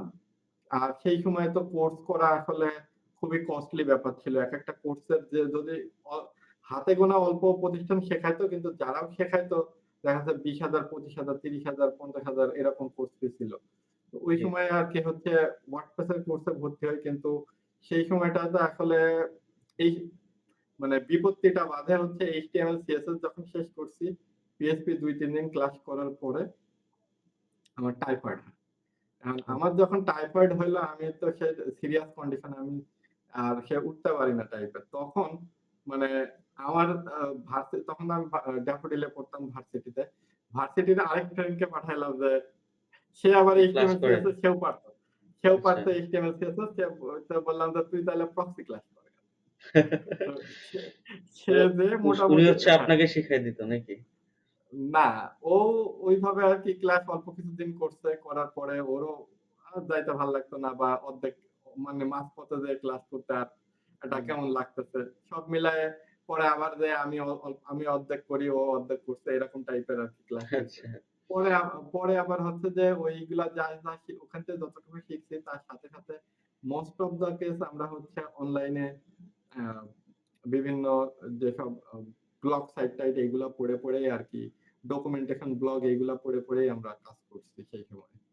কিন্তু একটা জিনিস যে আপনি যত হচ্ছে প্রবলেম এ পড়বেন, প্রবলেমের সলিউশন আপনি তত করতে পারবেন। আপনি যদি প্রবলেম ফেস না করেন তাহলে পরে প্রবলেম হচ্ছে দেখে যদি আপনি ভেগে যান তাইলে হচ্ছে আ না হ্যাঁ, কোন তাইলে কিছুই আগানো করা সম্ভব না। যাবে না আরকি। আগানো সম্ভব তাইলে আগানো সম্ভব না। কারণ আমাদের ক্ষেত্রে আমি যে জিনিসটা হচ্ছে আমার রিসেন্ট এক্সপেরিয়েন্স বলতে কি আমি হচ্ছে আমার জেলা শহরে তো ট্রেনিং ইনস্টিটিউট করার চিন্তা করছিলাম এবং করছিলাম। আমি জাস্ট হচ্ছে একটা ব্যাচ অর্ধেক করানোর পরে আমি হচ্ছে অফ করে দিছিলাম সবকিছু। তাদেরকে আবার যতটুকু রিফান্ড প্রয়োজন রিফান্ড-টিফান্ড করে আমি সব অফ করে দিছি। কারণ আমি বুঝতে পারছি এটা অ্যাকচুয়ালি আমার জন্য না। কারণ ট্রেনিং করাতে গেলে আমার যে পরিমাণ সময় এটার পিছনে স্পেন্ড করতে হবে, ওইটা আমার জন্য ফিজিবল না। কোনভাবেই আমার জন্য এট লিস্ট ফিজিবল না। সেজন্য অফ করে দিই। তো এই ক্ষেত্রে আমি একটা জিনিস ওই ট্রেনিং করাতে গিয়ে বা এখনো দেখা যাচ্ছে যে অনেক সময় আছে যে আমাদের জেলাতে যুব উন্নয়ন থেকে যুব উন্নয়নের যেসব হচ্ছে ট্রেনাররা রয়েছে মানে যারা অফিসার রয়েছেন আ উনারা অনেক সময় আছে যে কল দেয় যে ২-১ টা ওই ফ্রিল্যান্সিং এর উপরে আ লেকচার দিতে ডাকে। তো ওইসব গুলাতে গেলে যে জিনিসটা আমি ফিল করি যে আমরা যে জিনিসটা মানে ১ম এই চিন্তা করি যে আরেকজনের কাছ থেকেই জেনে নেব। আমরা নিজে জানার চেষ্টা করি। এইটা হ্যাঁ, হচ্ছে প্রবলেম। আমি একটা জায়গায় প্রবলেম পড়ে গেলাম বা আমি একটা ক্লাস করছি, ক্লাস করে এসে আমি বাসায় যেয়ে প্র্যাকটিস করব, সেই সময় আমাদের হয় না। আর হইলে পরেও যদি কোনো একটা প্রবলেম বাধে আমরা ওই জায়গাতেই থেমে যাই। ওই প্রবলেমটা হাল নিয়ে ছেড়ে পরের দেই। ক্লাস পর্যন্ত হ্যাঁ, হাল ছেড়ে দেই। পরের ক্লাস পর্যন্ত আমরা পৌঁছায় যাই। দেখা যাচ্ছে যে ওই প্রবলেম নিয়ে। কিন্তু আমি যেটা ফিল করি এই শেখার ক্ষেত্রে যে আমি একটা জিনিস প্রবলেমে পড়ছি। প্রবলেমের সলিউশন এর জন্য যে মেন্টর ক্লাস নিতেছে সে শেষ স্টেপে। কিন্তু তার আগে আমি হচ্ছে নিজে ঘাটাঘাটি করব। তাইলে পরে কি হবে? নিজে যখন আমি ঘাটাঘাটি করব তখন কিছু না কিছু হয় আমি প্রবলেমটা সলভ করে ফেলবো অথবা কিছু না কিছু আমি হয় আবিষ্কার করব যে জিনিসটা পরবর্তীতে হয়তো আমার অন্য কাজে লাগতে পারে। হুম, আবার কিছু না দেখা কিছু যাচ্ছে যে শিখবো। হ্যাঁ, আর সবথেকে বড় যে জিনিসটা সুবিধা হয় যে আমি একটা প্রবলেমে পড়ছি। শুরুতেই যদি আমি মেন্টরের কাছে যাই বা আ অন্য আমি মেন্টর বলতেছি না। মেন্টরের কথাটা আমি ইগনোর করলাম। আমি অন্য আরেকজনের হেল্পের কথাই বলতেছি যে সাপোজ ডিপেন্ডেন্ট আমি হই। অন্য একজনের কাছে যে গেলাম, আমি যখন তাকে কোয়েশ্চেনটা বোঝাবো তখন আমি কিন্তু প্রপারলি বুঝাইতে পারব। আমার বিষয়টা এমন হবে যে আমার প্রবলেম এই জায়গাটায়। কিন্তু কোন জায়গাটায় সেই জিনিসটা কিন্তু আমি আইডেন্টিফাই করতে পারব না। কিন্তু আমি যদি ওই জিনিসটা নিয়ে আমি নিজে আগে কয়েকবার ব্রেইনস্টর্মিং করে নিই, তাইলে পরে আমার যে জিনিসটা হবে যে আমি পার্টিকুলার প্রবলেমটা ফিল করতে পারব যে আমার এই পার্টিকুলার জায়গাটায় আমার প্রবলেম। আমি এই জিনিসটা বুঝতেছি না। আমাকে এই জিনিসটা বোঝায় দেন। বা এই জিনিসটা আমি এরকম করতেছি কেন এরকম হচ্ছে না? এরকম হওয়ার কথা তো ছিল। কিন্তু কেন হচ্ছে না? তখন কিন্তু প্রবলেমটা আরো হচ্ছে স্পেসিফিক হয়ে গেল। তখন যে উত্তর দিবে তার জন্যও কিন্তু হচ্ছে বিষয়টা ইজি। তখন হচ্ছে অ্যান্সারটা করা, তাকে বোঝানো ক্লিয়ার ভাবে। নাইলে হ্যাঁ, পরে সেই দেখা যাচ্ছে যে আমরা কি হয় যে আমরা হচ্ছে মেইন যে কমন প্রবলেম সেই কমন প্রবলেমটা নিয়েই যাইতেছি। আবার যে উত্তর দিতেছে সেও সেই কমন উত্তরটাই দিয়ে দিতেছে। যার জন্য দেখা যাচ্ছে যে মানে প্রবলেমের গ্যাপ রয়ে রুট যায়। পর্যন্ত হ্যাঁ, গ্যাপ রয়ে যায়। আমরা রুট পর্যন্ত পৌঁছাতে পারি না। এই একটা প্রবলেম আমি মনে করি আমাদের নতুন লার্নারদের ক্ষেত্রে। এই তো জি। আরকি আমার মানে ওইভাবে আরকি ওয়েব ডিজাইনে আমি পরবর্তীতে আসি। তারপরে হচ্ছে WordPress নিয়ে আমি কাজ করছি শুরুর দিকে। আ তারপরে যখন ১৭ সালে এই কোম্পানিতে যখন আমি ClickFunnels নিয়ে কাজ করি, এখানেও আমার মজার কাহিনী আছে। WordPress যখন আমি হচ্ছে WordPress দিয়ে তো আমি আগে হচ্ছে থিম ডেভেলপ করতে পারতাম একদম স্ক্র্যাচ থেকে। তো তারপরে হচ্ছে ভিজুয়াল কম্পোজার, তারপরে হচ্ছে এলিমেন্টর এগুলাতে কাজ করার সুবিধার্থে পেজ বিল্ডার সম্পর্কেও আমাদের অভিজ্ঞতা হয়। কিন্তু ক্লিক ফানেলে যখন আমি ১ম এই কোম্পানি থেকে আমি কাজের অফার পাই, ক্লায়েন্ট আমাকে ইনভাইট করছিল। তো ইনভাইট করার পরে সে আমাকে মানে বলে যে আমি ইনভাইটেশনটা অ্যাকসেপ্ট করার পরে আমাকে বলল যে, "ক্লিক ফানেলে কাজ করতে পারো কিনা?" তা আচ্ছা, আমি কয়েক সেকেন্ড আমি তাকে হচ্ছে মানে কি বলবো আমি না বুঝতে পেরে, কারণ আমি ক্লিক ফানেলের নাম ঐদিন ১ম শুনি। আচ্ছা, সত্য কথা যেটা। ওই ১৭ সালের শুরুতে মনে হয় ফেব্রুয়ারি মাস ১৭ সালের। সেই সময় হুম, আমি ক্লিক ফানেলের নাম ১ম শুনতেছি। তা আমি গেলাম ক্লিক ফানেল নিয়ে হচ্ছে আ ব্রাউজারে সার্চ করলাম। রিসার্চ করতে। করার প যে এটা জিনিসটা কি সেটা বুঝতে। তো দেখলাম যে আ ClickFunnels একটা drag and drop page builder যার মাধ্যমে ল্যান্ডিং পেজ তৈরি করে। এইটুকু উত্তর আমি মানে মোটামুটি পাইলাম। তো আমি চিন্তা করে নিলাম যে যেহেতু drag and drop তার মানে আমি যেহেতু আমার Visual Composer এর এক্সপেরিয়েন্স আছে আমি অবশ্যই পারব। আর তার সাথে যেহেতু আমি HTML, CSS ভালো পারি, সো দ্যাট আমি হচ্ছে যদি HTML আ কাস্টম HTML লেখার একটা অপশনও থাকে আমি সেখান দিয়ে প্রয়োজনে কাস্টম HTML লিখে আমি কাজ করে দেব। এরকম একটা কনফিডেন্টে আমি তাকে বলে দিলাম ক্লায়েন্টকে যে হচ্ছে হ্যাঁ, আমি পারি। তো তারপরে ১ম কাজ হিসেবে মানে ওই সময়টাতে হচ্ছে প মানে ওই কোম্পানি তখন আমাকে ফিক্সড প্রাইস এ কাজ দিছে। ১ম কন্ট্রাক্টটা। তো $১২০ ক্লায়েন্ট আমাকে নিজেই বলতেছে যে এই পেজটা বানায় দিতে হবে। $১২০ দেব। তো আচ্ছা, পেজের সাইজ দেখে আমি বললাম যে $১২০ আমি রাজি হয়ে গেছি। পেজের আচ্ছা, সাইজ দেখে। পেজের সাইজ আর কমপ্লেক্সিটি কিন্তু ClickFunnels এর এডিটর ওই সময়টাতে এখন যেমন হচ্ছে মানে তখনও ClickFunnels ক্লাসিক ছিল, কিন্তু এখন যেমন আমরা ClickFunnels ক্লাসিক এরই পেজ বিল্ডার এর ভার্সন হচ্ছে V2, তখন ছিল V1। এই ভার্সন 1 এর যে পেজ বিল্ডারটা সেটা ছিল খুবই মানে বিরক্তিকর এবং বাজে। তো ওই পেজ বিল্ডারে আমার কাজ করতে গিয়ে লাস্টে আমি সে কাজ আর করতে পারি না। এখন লাস্টে কি করার, চলে গেলাম হচ্ছে আরেকজনকে হায়ার করতে। তো এখন কি ClickFunnels রিলেটেড বিপত্তি! ওই সময় হ্যাঁ, সেই বিপত্তি। লাস্টে হুম, সেই বলেন। ClickFunnels এর কাজের জন্য এখন আমার তো হয়তো কাউকে না কাউকে হায়ার করতেই হবে। হুম, এখন আমি কাউকে আর খুঁজে পাই না। বাংলাদেশী তো ঐরকম ভাবে ওই সময় খুব কম ছিল বা ঐরকম খুঁজে পাই না। আমি এক নিগ্রো আফ্রিকান হায়ার করি আচ্ছা, ওই কাজের জন্য। তো সে আমার কাছ থেকে $৮০ চার্জ করে নেয়। আচ্ছা, এখন ঠিক আছে, আমার ওকে $৮০ বইলাছে, আমি একবারে রাজি হয়ে গেলাম। সে করেও দিল। ক্লায়েন্ট ওই কাজ দেখে খুবই হাসাহাসি করলো আমার উপরে। যে, "এটা কি করে নিয়ে এসেছো?" মানে আর এখন যদি সেই ডিজাইনটা বের করা হয় তাহলে মানে আমার করতে হয়তো ১০ থেকে ১২ মিনিট টাইম লাগবে। মানে একদম মোবাইল রেসপন্সিভ সহকারে। এতটা ফানি আর এতটা সিম্পল ডিজাইন ছিল। কিন্তু সেই সময়ে একদম শুরুর যুগে ওইটাই অনেক টাফ ছিল আমার জন্য। তো আমি যার দিয়ে কাজ করায় নিলাম, সেও যে যা ডিজাইন করছে সেটা আসলে ক্লায়েন্ট হাসতেছে আর বলতেছে, "তোমার আরো ইমপ্রুভ করতে হবে।" তখন সে আমাকে বলে যে, "তুমি চাইলে আমার ClickFunnels অ্যাকাউন্ট ব্যবহার করতে পারো। শেখো, শেখার জন্য।" তো হুম, ওই যে তার সাথে মানে একে তো আমার মাথার মধ্যে রাগ উঠেই রয়েছে মনে যে অ্যা আমার $৮০ চলে গেল একজনের পিছনে। হুম। আমি পারি না বলে। মানে $৮০ চলে গেল এইটা যতটা না রাগ, আমি পারি না সেইজন্য $৮০ চলে গেল। এইটা আরো হচ্ছে বেশি আমার রাগ সবচেয়ে বড়। হচ্ছে। এইটা হচ্ছে আমার সবচেয়ে বড় যে আমি পারি না কিসের জন্য। যে এটা আমার যার জন্য আমার তার কাছে যাইতে হইল। তো ওই থেকে আমার মোটামুটি আ ClickFunnels মানে শেখার যে আ যাত্রাটা ওইটা শুরু হইল। ClickFunnels শিখতে আমার ১ মাস খানেকের বেশি সময় লাগে নাই। তারপরে তো আরো ফিচার এক্সপ্লোর করতে ওই কোম্পানির সাথেই এখনো কাজ করে যাইতেছি। সেই ওই অনগোইং বেসিস এ কাজ করতে আমার মোটামুটি ClickFunnels এর মানে পিছনেই আমার হচ্ছে সব দৌড়ঝাঁপ শুরু হয়ে যায়। লাস্টে দেখা যাচ্ছে যে WordPress এর প্রজেক্ট আমি আর লাস্টে নিতামই না। একটা সার্টেন টাইম পরে পুরাতন যেসব ক্লায়েন্ট আছে শুধু তাদেরই কাজ নিতাম। ২-১ টা কাজ। এইভাবে আরকি আমার এখন মূলত আমি ClickFunnels Go High Level বেসই হয়ে গেছি। আচ্ছা। এই হচ্ছে ব্যাপার। তো আপনি অস্ট্রেলিয়াতে যে কোম্পানিতে কাজ করেন, এটা কি রিমোট নাকি হচ্ছে অ্যা আ প্রজেক্ট ওয়াইজ করেন? রিমোট আওয়ারলি করেন আচ্ছা, না project wise? Remote hourly. Remote hourly কিন্তু হচ্ছে ফুল টাইম? উনার হচ্ছে ফুল টাইম বলতে কি আমাদের হচ্ছে কাজের আ মানে যতটুকু উইকলি লাগে হুম, ফ্লেক্সিবিলিটি আছে। দেখা যাচ্ছে যে আমাদের তো এখন হচ্ছে ওই মেইনলি ওই কোম্পানিটা হচ্ছে সাপোর্টে। মানে একটা আইটি এজেন্সি যারা হচ্ছে ফানেল নিয়ে কাজ করে। ওই কোম্পানি এখন বিভিন্ন ক্লায়েন্ট ধরতেছে। সেই সব ক্লায়েন্টের যেসব প্রবলেম আছে, সেই সব প্রবলেম আমরা ফিক্স করতেছি। বুঝতে পারছি। এটা সাপোর্ট হচ্ছে দেয় আরকি। এটা হ্যাঁ, এটা হচ্ছে সাপোর্ট দেওয়া। কোন ক্লায়েন্টের যদি নতুন ফানেল বিল্ড করা লাগে আমরা সেটা করতেছি। কোন ক্লায়েন্টের যদি হচ্ছে কোন একটা টেকনিক্যাল প্রবলেম হইলো যে হয়তো এসএমটিপি কনফিগার করতে হবে বা ডোমেইন কনফিগার করতে হবে বা অর্ডার পেজ সাবমিট নিচ্ছে না কেন, আ ওটিও পেজ কাজ করে না কেন। এইরকম যে বিভিন্ন প্রবলেম আ ও ইমেইল অটোমেশন করতে হবে, ওয়ার্কফ্লো করতে হবে।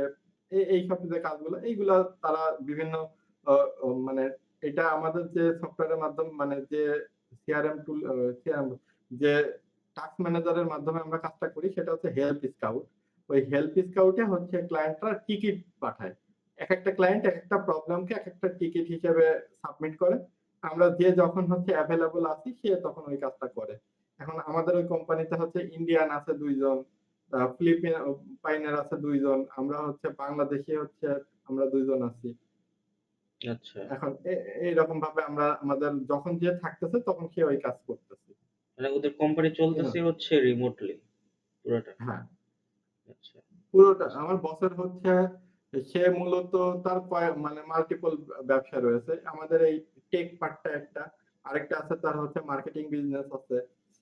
মানে আমার জানা মতে আরকি। তারপরে তার হচ্ছে একটা কফি শপ আছে। আর হচ্ছে উনি পার্সোনালি নিজে হচ্ছে অস্ট্রেলিয়ার একটা ব্যাংকে-ট্যাংকে জব করে। ও, এই আরকি হচ্ছে সব আ একসাথে করতেছে আরকি। সে মোটামুটি হচ্ছে অ্যা মানে মোটামুটি হচ্ছে এরকমই তারছেড়া টাইপেরই আমাদের মতো হচ্ছে ক্রেজি পাবলিক। এমনও দিন-রাত যায় যে সে দেখা যাচ্ছে যে একটানা একদিনে আমার সাথে হচ্ছে উম একদিন আমাদেরকে ছবি দিছে যে সে দেখতেছি যে চুল-মুল সব এরকম খাড়া হয়ে রয়েছে। চোখ-মুখ বসে গেছে। বলছে যে আমি বলতেছি যে, "কি ব্যাপার? এরকম চেহারা কেন তোমার না হচ্ছে গত সপ্তাহে আমরা কত সুন্দর দেখলাম। আ গাল মুখ এরকম ভেঙে গেছে কেন?" তো সে হুম, তখন মানে উত্তরটা তার এমন ছিল যে সে ৭ দিন ঘুমায়। সারাদিন কাজ এরকম করছে। টাইপের। সে কাজ করে যাইতেছে। কিছু না কিছু করতেছে। বলতেছে নতুন একটা জিনিস আবিষ্কার করতেছি সেটার জন্য এই জিনিসটা কি এরকম মানে টাইপের কেস হ্যাঁ, এই টেনডেন্সিটা আমি বাইরের রাষ্ট্রেই বেশিরভাগ দেখছি। আ একটা পডকাস্ট আমি রেকর্ড করছি, জাপান থাকে আমার ছোট ভাই। তো এটা পরে আসবে আরকি। এটা অলরেডি রেকর্ড হয়ে গেছে। তো ওইখানে সে বলল যে আ তারা জাপানে ২ দিন সময় পায় বা প্রতি সপ্তাহে ১ দিন বা ২ দিন সময় পায়। ওই সময়টাতে তারা ঘুমায়। মানে সারাদিন ঘুমায়। তাছাড়া পুরা ১ সপ্তাহ জেগে থাকে। বিশেষ করে বাংলাদেশ থেকে যারা যায় বা হচ্ছে এশিয়া থেকে যারা যায়, ইন্ডিয়া বা পাকিস্তান যারা যায়, যারা হচ্ছে নিম্ন আয়ের, তো তাদের কি করতে হয়? তাদের টাকা বাইরে দেশেও পাঠাইতে হয়। আবার ওখানে হচ্ছে নিজের টিউশন ফি ওখানে চলতে চালাইতে হবে। হয়। ঠিক আছে? আবার পড়াশোনাও করতে হয়। পড়াশোনা না করলে সে যদি পাস না করে তাহলে কিন্তু তার ভিসা অ্যা ইয়ে হয়ে যাবে, বাতিল হয়ে যাবে। সো সব দিক দিয়ে খেয়াল রাখতে হয়। সেজন্য তারা ঘুমাইতে পারে না। তো এটা আমরা জানবো পরে একসময়। তো এটাই মানে পরিশ্রম যে করে সেটার কথা বললাম আরকি যে বাইরের মানুষেরা অনেক পরিশ্রম করে। আর আমরা একটু টাইম পাইলেই ঘুমাই বা একটু বৃষ্টি হইলে আমরা ঘুমাই। তো আমাদের আরো অনেক ইয়ে করতে হবে। হ্যাঁ, ঘুম অনেক দরকার। আ ঘুম শরীরের জন্য অনেক দরকার। বাট আ আমি সেটা বলছি না যে একটানা ১ সপ্তাহ, একটানা ২-৩ দিন না ঘুমায় থাকা। সেটা খুব বাজে একটা জিনিস। বাট আ বেশি আরাম-আয়েশে না থাকা আরকি। তাইলে হচ্ছে এই যে আমি নিজে একজন অলস ব্যক্তি। আ আমি কনটেন্ট ক্রিয়েশন শুরু করছি অনেক আগে। ২০২০ সালে করোনার সময়। তো তখন যেভাবে স্টার্ট করছিলাম একাধারে হচ্ছে ৩৬ টা পিক্সিম পারফেক্ট এর এই যে ভাইয়াটা উনার নামটা আমার খেয়াল নাই। পিক্সিম পারফেক্ট এর। তো সে হচ্ছে বলছিল যে একটানা আমি ১০০ টা ভিডিও বানাইছি। আর ১ম ৩৬ টা ভিডিও বানানোর পরে হচ্ছে হিট করছে। তো আমি একটানা ৩৬ টা ভিডিও তখন বানায় ফেলছিলাম। এত এনার্জি ছিল করোনার সময়। করোনার সময় হচ্ছে মানুষ সময় কাটানোর জন্য কি করবে সেটা পাইত না। আর আমি হচ্ছে সময় কিভাবে বের করব সেটা পাইতাম না। মানে সময় চলে যাইত। তো তখন এত প্রোডাক্টিভ ছিলাম। কিন্তু এখন অলস হয়ে গেছি। তো আসলে আমাদের না, সবারই অলসতা কাটাইতে হবে। অলসতা কাটায় হচ্ছে কাজ করতে হবে আফটার অল। তো না, যাই হোক করোনার ভাই, সময় আসলেও আমিও যে পরিমাণ প্রোডাক্টিভ ছিলাম আসলে এখন বলতে গেলে তার বিন্দুমাত্রও নাই টাইপের। মানে এত পরিমাণ হচ্ছে অলস হয়ে গেছি করোনা চলে যাওয়ার পরে। হুম। আর আরেকটা বিষয় হচ্ছে এরকম যত আরকি। আমরা বড় হই তত আরো বেশি অলস হই। আমার এটা মনে হয় আরকি, আমার পার্সোনালি। যত বড় হই তত হচ্ছে আ চিন্তা শক্তি বাড়ে কিন্তু স্মৃতিশক্তি কমে। হ্যাঁ? তো আ অনেক সেটা কিছু আছে। মনে থাকে না। অনেক টেনশন আসে। সো সেই কারণে হয়তো মনে থাকে না। এই জিনিসটা আমি খেয়াল করছি ছোটবেলা থেকে। আ এটা বলা যায় যে এটা আমার পার্সোনাল ফিলোসফি। তো যত আসলে আমরা এনার্জেটিক থাকবো, তখন আগে কাজগুলো করে ফেলবো। আমরা ওই যে এটা বসে থাকবো না যে আমি হচ্ছে পড়াশোনা শেষ করব। তারপরে হচ্ছে আমি কোন একটা ক্যারিয়ারের দিকে অগ্রসর হব। তখন কিন্তু আসলে সময় থাকবে না। যেমন এখন আমার হচ্ছে গ্র্যাজুয়েশন কমপ্লিট। বাট আমি আ সেই সময়টা আ এখন ইউটিলাইজ করতে পারতেছি না ওইভাবে। আগে যেভাবে আগে যত এনার্জেটিকলি কাজ করতাম, এখন অত এনার্জি পাই না কাজ করার ক্ষেত্রে। সো এটা কিন্তু দিন, দিন কমবে। আর যখন একটা মানুষ বড় হয়, যদি বিয়ে-শাদী করে ফেলে, বাচ্চা-কাচ্চা হয়ে যায়, তখন আরো বেশি রেসপনসিবিলিটি আসে। আরো আ এনার্জি কমে যায়। সো এই যে যারা এখন হচ্ছে ইয়াং জেনারেশন আছে, তাদের জন্য বলা আরকি। সো তারা যাতে এখনকার যে সময়টা এটা প্রপারলি ইউটিলাইজ করে। এটাই আরকি। আ তো ভাইয়া চ্যালেঞ্জের কথা বলতেছিলাম আমরা। তো এইটা কি এমন হইছে যে আপনার ফ্রিল্যান্সিং জার্নির শুরুর দিকে বাসা থেকে কোনো প্রবলেম বা হচ্ছে আ সমাজ থেকে কোনো প্রবলেম? যেহেতু আপনি আ গ্রামে থাকেন হয়তো নাকি? না আমি মানে গ্রাম না, আমি জেলা শহরের সদরেই থাকি। আচ্ছা, শহরে থাকেন তো। তাহলে অত বেশি প্রবলেম হওয়ার কথা না। তারপরেও আশেপাশের মানুষজন অনেক কিছু বলবে। আর বাংলাদেশে এটা কমন ব্যাপার। তো আমি জানি না আপনার ব্যাপারে। তো একটু আমাদের সাথে শেয়ার করেন যে আসলে এরকম কোনো প্রবলেম আপনি ফেস করেছেন কিনা? আর ফেস করে থাকলে এটা কিভাবে আসলে আপনি রিকভার করেছেন বা আ ওভারকাম আচ্ছা, করেছেন? এখন হ্যাঁ, এইখানে প্রবলেমের বিষয় বলতে কি যে আমাদের তো আসলে আ সামাজিকভাবে আমাদের হচ্ছে এই জিনিসগুলো এতটা পপুলার না।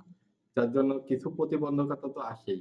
যেমন আমার নিজের ক্ষেত্রে যেটা যে যখন আমি মানে শুরু করি তখন আমি কেবল হচ্ছে ডিপ্লোমা পাস করে ড্যাফোডিলে বিএসসি তে ভর্তি হইলাম সেই সময়টাতে আরকি।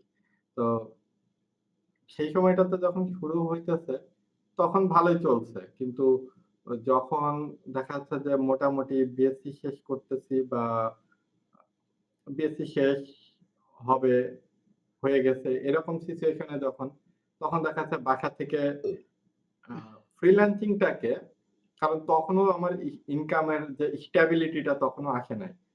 হয়তো এই মাসে বেশি আছে, ওই মাসে নাই। ১ মাস আছে, ১ মাস নাই। এরকম একটা স্টেবিলিটির যে প্রবলেম সেটা তো শুরুতে মানুষের থাকেই। তো হুম, ওই প্রবলেমটা তখনও যখন ফেস করতাম তখন দেখা যাচ্ছে যে বাসা থেকেই হচ্ছে প্যারেন্টসরা বলতেছে যে এটা থাক মানে একটা যতদিন চাকরি-বাকরি পড়াশোনা কর। না পড়াশোনা যতদিন হইছে ততদিন পর্যন্ত ঠিক আছে। পড়াশোনার পাশাপাশি একটা কিছু করা গেছে। কিন্তু এখন এইগুলো দরকার নাই বরং চাকরিতে যাওয়ার জন্য। হুম, ইভেন হচ্ছে আমার সবথেকে ফানি ম্যাটার যেটা যে আমি আজ পর্যন্ত হচ্ছে সরকারি চাকরির হচ্ছে পরীক্ষা দেই নাই। তবে আব্বা হচ্ছে অনেক জোর করত হচ্ছে সরকারি চাকরির জন্য। তো ইভেন সে নিজের টাকা খরচ করে আমাকে বিকাশে হচ্ছে টাকা পাঠাইতো যে আ নীলক্ষেত থেকে বই কিনে অমুক চাকরিতে এপ্লাই করতে। আমি সে টাকা হচ্ছে খেয়ে ফেলেছি। ঠিক আছে? চাকরির বইও কিনি নাই বা হচ্ছে নীলক্ষেত থেকে বই হচ্ছে বা ফর্ম ফিল আপ ও করি নাই। প্রিপারেশন আমি আমার হ্যাঁ, নিজের হ্যাঁ, কারণ আমার তো আসলে চাকরির নিজের প্যাশন নাই। যে নিজের চাকরির প্রতি আমার ইন্টারেস্ট নেই। সো দ্যাট ওইটা আসলে যেখানে নিজের আগ্রহ নাই সেখানে তো আসলে গ্রো করা যায় না। তো ওইভাবে পরবর্তীতে এটা নিয়ে যে না হচ্ছে চাকরিতে চাকরি একটা খুঁজতে হবে বা চাকরি এপ্লাই করতে হবে। কিন্তু ওই জিনিসটা আসলে অনেক মানে মোটামুটি স্ট্রাগল করতে হয়েছে যে ভালো পরিমাণেই বোঝাতে হয়েছে তাদেরকে। তো পরে একটা সার্টেন টাইম পরে তারা মানে মেনে বুঝতে নিছে পেরেছি। যে না হ্যাঁ, মেনে নিছে না ঠিক আছে যে হ্যাঁ, ইটস ওকে তুমি এই প্রফেশনেই থাকো। আর বাইরের আসলে বাইরের কে কি বললো ওইটা আসলে আমি ওইভাবে ম্যাটার করি না। লোকে তো কত কথাই বলবে। এখন আমি যদি হচ্ছে আমি চাকরি করলেও যদি আমার ১ মাস বেতন না থাকে, মানুষ এসে আমাকে খাওয়াবে না। সো দ্যাট আমি ওইটা হচ্ছে মানুষ কি বললো এটা নিয়ে আমি আসলে ওইভাবে বদার্ড না। কিন্তু যেটা যে এলাকা শহরে আসলে ফ্রিল্যান্সিং কে ১ম দিকে ওইসব সময়ে একটু ছোট করে দেখতো কিসের জন্য যে উম স্পেশালি আমার মনে আছে আমি যাই নাই। আম্মা গেছিল গ্রামে আমাদের গ্রামে যখন হুম, তো সেইখানে যাওয়ার পরে গ্রামে যাওয়ার পরে জিজ্ঞেস করছে যে ছেলে কি করে? তো মানে ছেলে এখন মানে কি করতেছে? যে ওর খোঁজ খবর যখন নিতেছে। তো অনলাইনে কাজ করতেছে। মানে যাতে গ্রামের মানুষ সহজে বোঝে অনলাইনে ফ্রিল্যান্সিং এর কাজ করে। এটা যখন হুম। বলছে তো তখন আমাকে একজন গ্রামের রিপ্লাই দিছে, "ও ক্লিকের কাজ করে?" ঠিক আছে? তো হুম, এখন যখন এই কথা বলছে তো তখন আম্মা আর কোন কিছু বলে নাই। তো বাসায় এসে পরে যখন আমার বলতেছে তখন আমি কইছি যে আমি হাসতে বলতেছি যে আসলে গ্রামের মানুষ এটাই বোঝে যে অনলাইনে কাজ করা বলতে ক্লিকের কাজ করা। সেই হুম, হুম। সময় মোটামুটি এটা ১৪ সালের দিকে ১৪ সাল কি ১৩-১৪ সালের দিকের কাহিনী এটা। অনেক আগে। তখন মানে হ্যাঁ, ফ্রিল্যান্সিং অত বেশি তখন মানুষ হচ্ছে জানেও হ্যাঁ, না। তখন তখন আউটসোর্সিং বলতো মনে হয় নাকি? হ্যাঁ, আউটসোর্সিং বলতো আর তখন ওই যে অ্যা কি যেন ওই যে ক্লিক করলে করে যে ডুল অ্যান্সার ওইটাই। টাইপের যেসব ওইটা হচ্ছে হ্যাঁ? সিপিএ। এটা ইন্টারেস্টিং কথা বলি। আ আমি গ্রাফিক ডিজাইনার হইতাম না যদি ওই রিসেপশনের যেই আপুটা ছিল উনি যদি আমাকে রিকমেন্ড না করত। তো আমি হচ্ছে ওয়েব ডেভেলপমেন্ট শিখতে গেছি আরকি। তো যখন শিখতে যাই আরকি ফার্মগেটে। তো ভার্সিটি অ্যাডমিশন টেস্ট চলে গেছে। আমি কিছু করতে পারিনি। অ্যাডমিশন টেস্টের এখন আব্বু-আম্মু শুনলে হচ্ছে আমাকে মারবে। মানে অ্যাডমিশন টেস্টের জন্য যে টাকা দিয়েছিল আ যাওয়ার জন্য ফর্ম ফিল আপ করছি। অ্যা বাট হচ্ছে যাইনি। যাওয়ার জন্য যে টাকা দিছে ওই টাকাগুলো জড়ো করে হচ্ছে আমি সেন্ট মার্টিনে ঘুরতে চলে গেছিলাম। তো তো তারপরে কি হলো? যেখানে হচ্ছে ভর্তি হইতে গেলাম, বাসা থেকে বলেই গেছি। বাসা থেকে এর দিকে আমার যথেষ্ট সাপোর্ট দিছে ১ম দিকে। কিন্তু ১ম দিকে আমি অনেক চাপাবাজি করে হচ্ছে সাপোর্টটা নিছি আরকি। চাপাবাজি বলতে আমি তখন ওইটাই জানতাম। হ্যাঁ? আমাকে বড়রা যেটা বলছিল আরকি। আমি যাদের কাছ থেকে হচ্ছে এই ব্যাপারে শুনতে পারছি। তো গেলাম, যাওয়ার পরে বলল যে হচ্ছে আ আ আপনি ওয়েব ডিজাইন না শিখে আ ১ম এ গ্রাফিক ডিজাইন শিখেন। হুম? তো ওয়েব ডিজাইন আমি কেন শিখতে গেছি? ১ম ওয়েব ডিজাইনের কথা বলি নাই। আমি ১ম বলছি হচ্ছে সিপিএ মার্কেটিং। এক বড় ভাই আমাকে বলছে, "তুমি যদি ওয়েব ডিজাইন শিখো, এখন তো তোমার ইনকাম আসবে না। তুমি সিপিএ মার্কেটিং আগে শিখো। তারপরে ওইটার পাশাপাশি ওইটার কাজের পাশাপাশি হচ্ছে তুমি ওয়েব ডিজাইন করো।" ঠিক আছে? তো আমি গেলাম হচ্ছে আমি সিপিএ মার্কেটিং শিখব। তো বলল সিপিএ মার্কেটিং এখন আমাদের কনফারেন্সটা চলতেছে না বা ক্লাসটা এখন ব্যাচটা হচ্ছে বেমিল হয়ে যায়। আ ব্যাচ হবে আরো ১-১.৫ মাস পরে। তো আপনি গ্রাফিক ডিজাইনের একটা কনফারেন্স আজকে হইতেছে। আ আপনি ওইখানে যান। ঠিক আছে? তো ওইখানে গিয়ে আ আমি ইয়ে করলাম। একটা স্কিল টেস্ট নিল। ওইখানে 50% স্কলারশিপ পাইলাম। এগুলো হচ্ছে ওদের সাজানো আরকি। ঠিক আছে? ৳২০,০০০ র কোর্স, ৳১০,০০০ 50% স্কলারশিপ আপনি পেয়ে গেছেন। এটা জানেন, সেটা জানেন। তো এগুলো হচ্ছে মার্কেটের মতো যার কাছ থেকে যেমন পারছে তেমন নিছে আরকি। তো ভর্তি হয়ে গেলাম গ্রাফিক ডিজাইনে। হ্যাঁ? তো এই যে একটা বিষয় যে হচ্ছে সিপিএ মার্কেটিং। সিপিএ মার্কেটিং শিখলে কিন্তু মানে কোন কিছুই শিখার ছিল না। এটা হচ্ছে রোবটের যে কাজগুলা। মানে এখন ওই যে যেটা করে এই রেজিস্ট্রেশন করা। মানে একটা লিঙ্ক কপি করে এটা পেস্ট করে দিবে অন্য একটা লিঙ্কে। যদি রেজিস্টার করে তাহলে আমি এখান থেকে কয়েক সেন্ট পাবো। এরকম সেন্ট হইতে আমার $৫ হয়েছিল। আ ইয়েতে। সিপিএ মার্কেটিং বলতে ডিজিটাল মার্কেটিং এ আবার আরেকটা কোর্স করছিলাম আমি গ্রাফিক ডিজাইনের পরে। তখন মানে ওরা এমনভাবে বলছে যে আপনি একটার পর একটা কোর্স করতে থাকেন। বুঝছেন? মানে তখন আমি তেমন কিছু বুঝতাম না আরকি। তো গ্রাফিক ডিজাইন যখন কোর্স করতেছি এটা ২ মাস চলে গেছে। তখন ওদের একটা বলতেছে যে রিসেপশন থেকে স্কলারশিপ আছে ইয়েতে ডিজিটাল মার্কেটিং এ আপনি ডিজিটাল মার্কেটিং ও শিখেন। তো ওইখানে আমি 80% নাকি কত পার্সেন্ট পাইছিলাম। তো ৳২,০০০ দিয়ে ডিজিটাল মার্কেটিং শিখে। তো অ্যাকচুয়ালি সেটা শিখেছে হচ্ছে সিপিএ মার্কেটিং। পর্ন সাইটের হচ্ছে ইয়ে মার্কেটিং আর কি। পর্ন কোনো একটা সাইটে ওইটা হচ্ছে ইমেজ ব্লকার দিয়ে হচ্ছে এ আমাদেরকে দেখাইছিল। তো আমি বুঝতে পারিনি। পরে একদিন আমি হচ্ছে ইমেজ ব্লকারটা মানে কি বলে এটারে? এমনি উদাই মানে হচ্ছে আমি ট্রাই করলাম যে ইমেজ ব্লকারটা কেন ইউজ করা হইছে? তো ইমেজ ব্লকারটা হচ্ছে আমি অফ করে দিলাম। অফ করে দেওয়ার পরে দেখি এটা পর্ন সাইট। ঠিক আছে? তখন থেকে যে আমি এটা বাদ দিছি। আ ওইখানেই শেষ। তো কথা হচ্ছে এই যে সিপিএ মার্কেটিং যদি কেউ করে তাইলে কিন্তু হচ্ছে তেমন কিছুই হতো না। আর হচ্ছে তখন এগুলাই চলতো বেশি সিপিএ মার্কেটিং। না, আমার কাছে যেটা মনে হয় যে কোন সময়ে কোন কোর্স চলবে এইটার ট্রেন্ড আমাদের দেশীয় আইটি প্রতিষ্ঠান যারা ট্রেনিং দেয় স্পেশালি হুম। তাদের হাওয়া যেদিকে বয় তারা ডিসাইড করে বাংলাদেশে আরকি। তাদের হাওয়া যখন যেদিকে বয় বাংলাদেশে সেই সময় সেই কোর্সের চাহিদা বাড়ে। আমার কাছে যেটা মনে হয় পার্সোনালি। হ্যাঁ, হ্যাঁ বুঝতে পারছি। তো এটাই আরকি বলা যে হচ্ছে আপনার এই যে যেগুলো হচ্ছে রোবোটিক কাজ, এগুলো শিখে কোনো প্রোডাক্টিভিটি নাই বা কোনো কিছু নাই। এগুলা নিয়ে কিন্তু আগে হচ্ছে কাজ করা হইতো বা অনেক টাকা হাতায় নেওয়া হইতো। ইনস্টিটিউশন গুলা বা হচ্ছে কোর্স তাবিজ বিক্রেতারা। ঠিক আছে? না, এইটা আমার একটা হচ্ছে বাস্তব অভিজ্ঞতা আছে আমার ফ্রেন্ডের। সেটা হচ্ছে যে আমরা একই সাথে হচ্ছে ডিপ্লোমা ট্রেনিং শেষ করে এসে আমি তো শুরু থেকেই হচ্ছে একদম শুরুর দিক থেকেই আমি ওডেস্কে যখন কাজ করা শুরু করে দিলাম। জি। আমার যারা একই সাথে হচ্ছে আমার পলিটেকনিকের ফ্রেন্ড তারা হচ্ছে কিছু করতে যখন পারতেছে না, তখন অনেকদিন ধরে হচ্ছে এগুলার পিছনে বসে থেকে যখন হইলো না, কোনো একটা জায়গা থেকে এইসব ক্লিক সম্ভবত আ ডুলেন্সার টাইপের নিও বাক্স-টাক্স এইসব টাইপের কোনো একটা নাম হয়তো ছিল কিছু একটা। কোথা থেকে শুনে তো সেইটাতে তারা অ্যাকাউন্ট করে এবং ৩ জন মিলে আমি তো ঝিনাইদহ শহরে পড়ছি। ঝিনাইদহ শহরে একটা অফিসও নেয়। অফিস নিয়ে তারা কম্পিউটার সেটআপ করে বেশ কয়েকটা। তারপরে রুম ডেকোরেট করে যে আরো কিছু ভর্তি করবে। কারণ এইসব ক্লিক সিস্টেম গুলা তো হচ্ছে আমাদের খুব জানা একদম কমন থিওরি। ডান হাত, বাম হাত। তুমি ডান হাত ঢুকাও, বাম হাত ঢুকাও। যত নিতে হচ্ছে যতজনকে আন্ডারে নিতে পারবে ততজন হচ্ছে তোমার তোমার লাভ হইতে থাকবে। হুম। ওই সিস্টেমে তারা ওই চিন্তা করে তারা হচ্ছে অফিস-টফিস সব সেটআপ করে।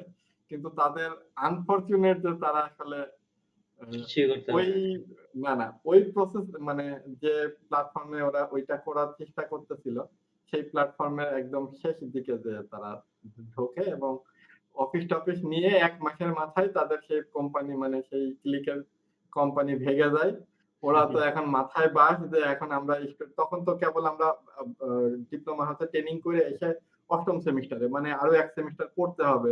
তখন ওরা চিন্তা করতেছে আর জেলা শহরে কি আমরা যখন পড়ছি একটা ছেলের হচ্ছে আ আ ঝিনাইদহের মতো একটা জায়গায় থাকা খাওয়ার জন্য পড়াশোনার বাবদ হয়তো ৪-৫ হাজার টাকা দিছে।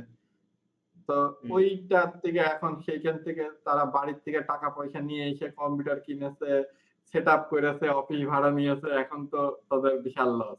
অফিস লাস্ট ভাড়াও তো এসে অনেক টাকা। অফিসই অফিস খুব বেশি একটা দাম মানে ছিল না। কারণ ওটা হচ্ছে একটা আবাসিক পরিত্যক্ত এলাকা। টাইপ না হুম। পরিত্যক্ত টাইপের হচ্ছে গেস্ট হাউস তারা হচ্ছে ভাড়া নিছিল। ওই আচ্ছা।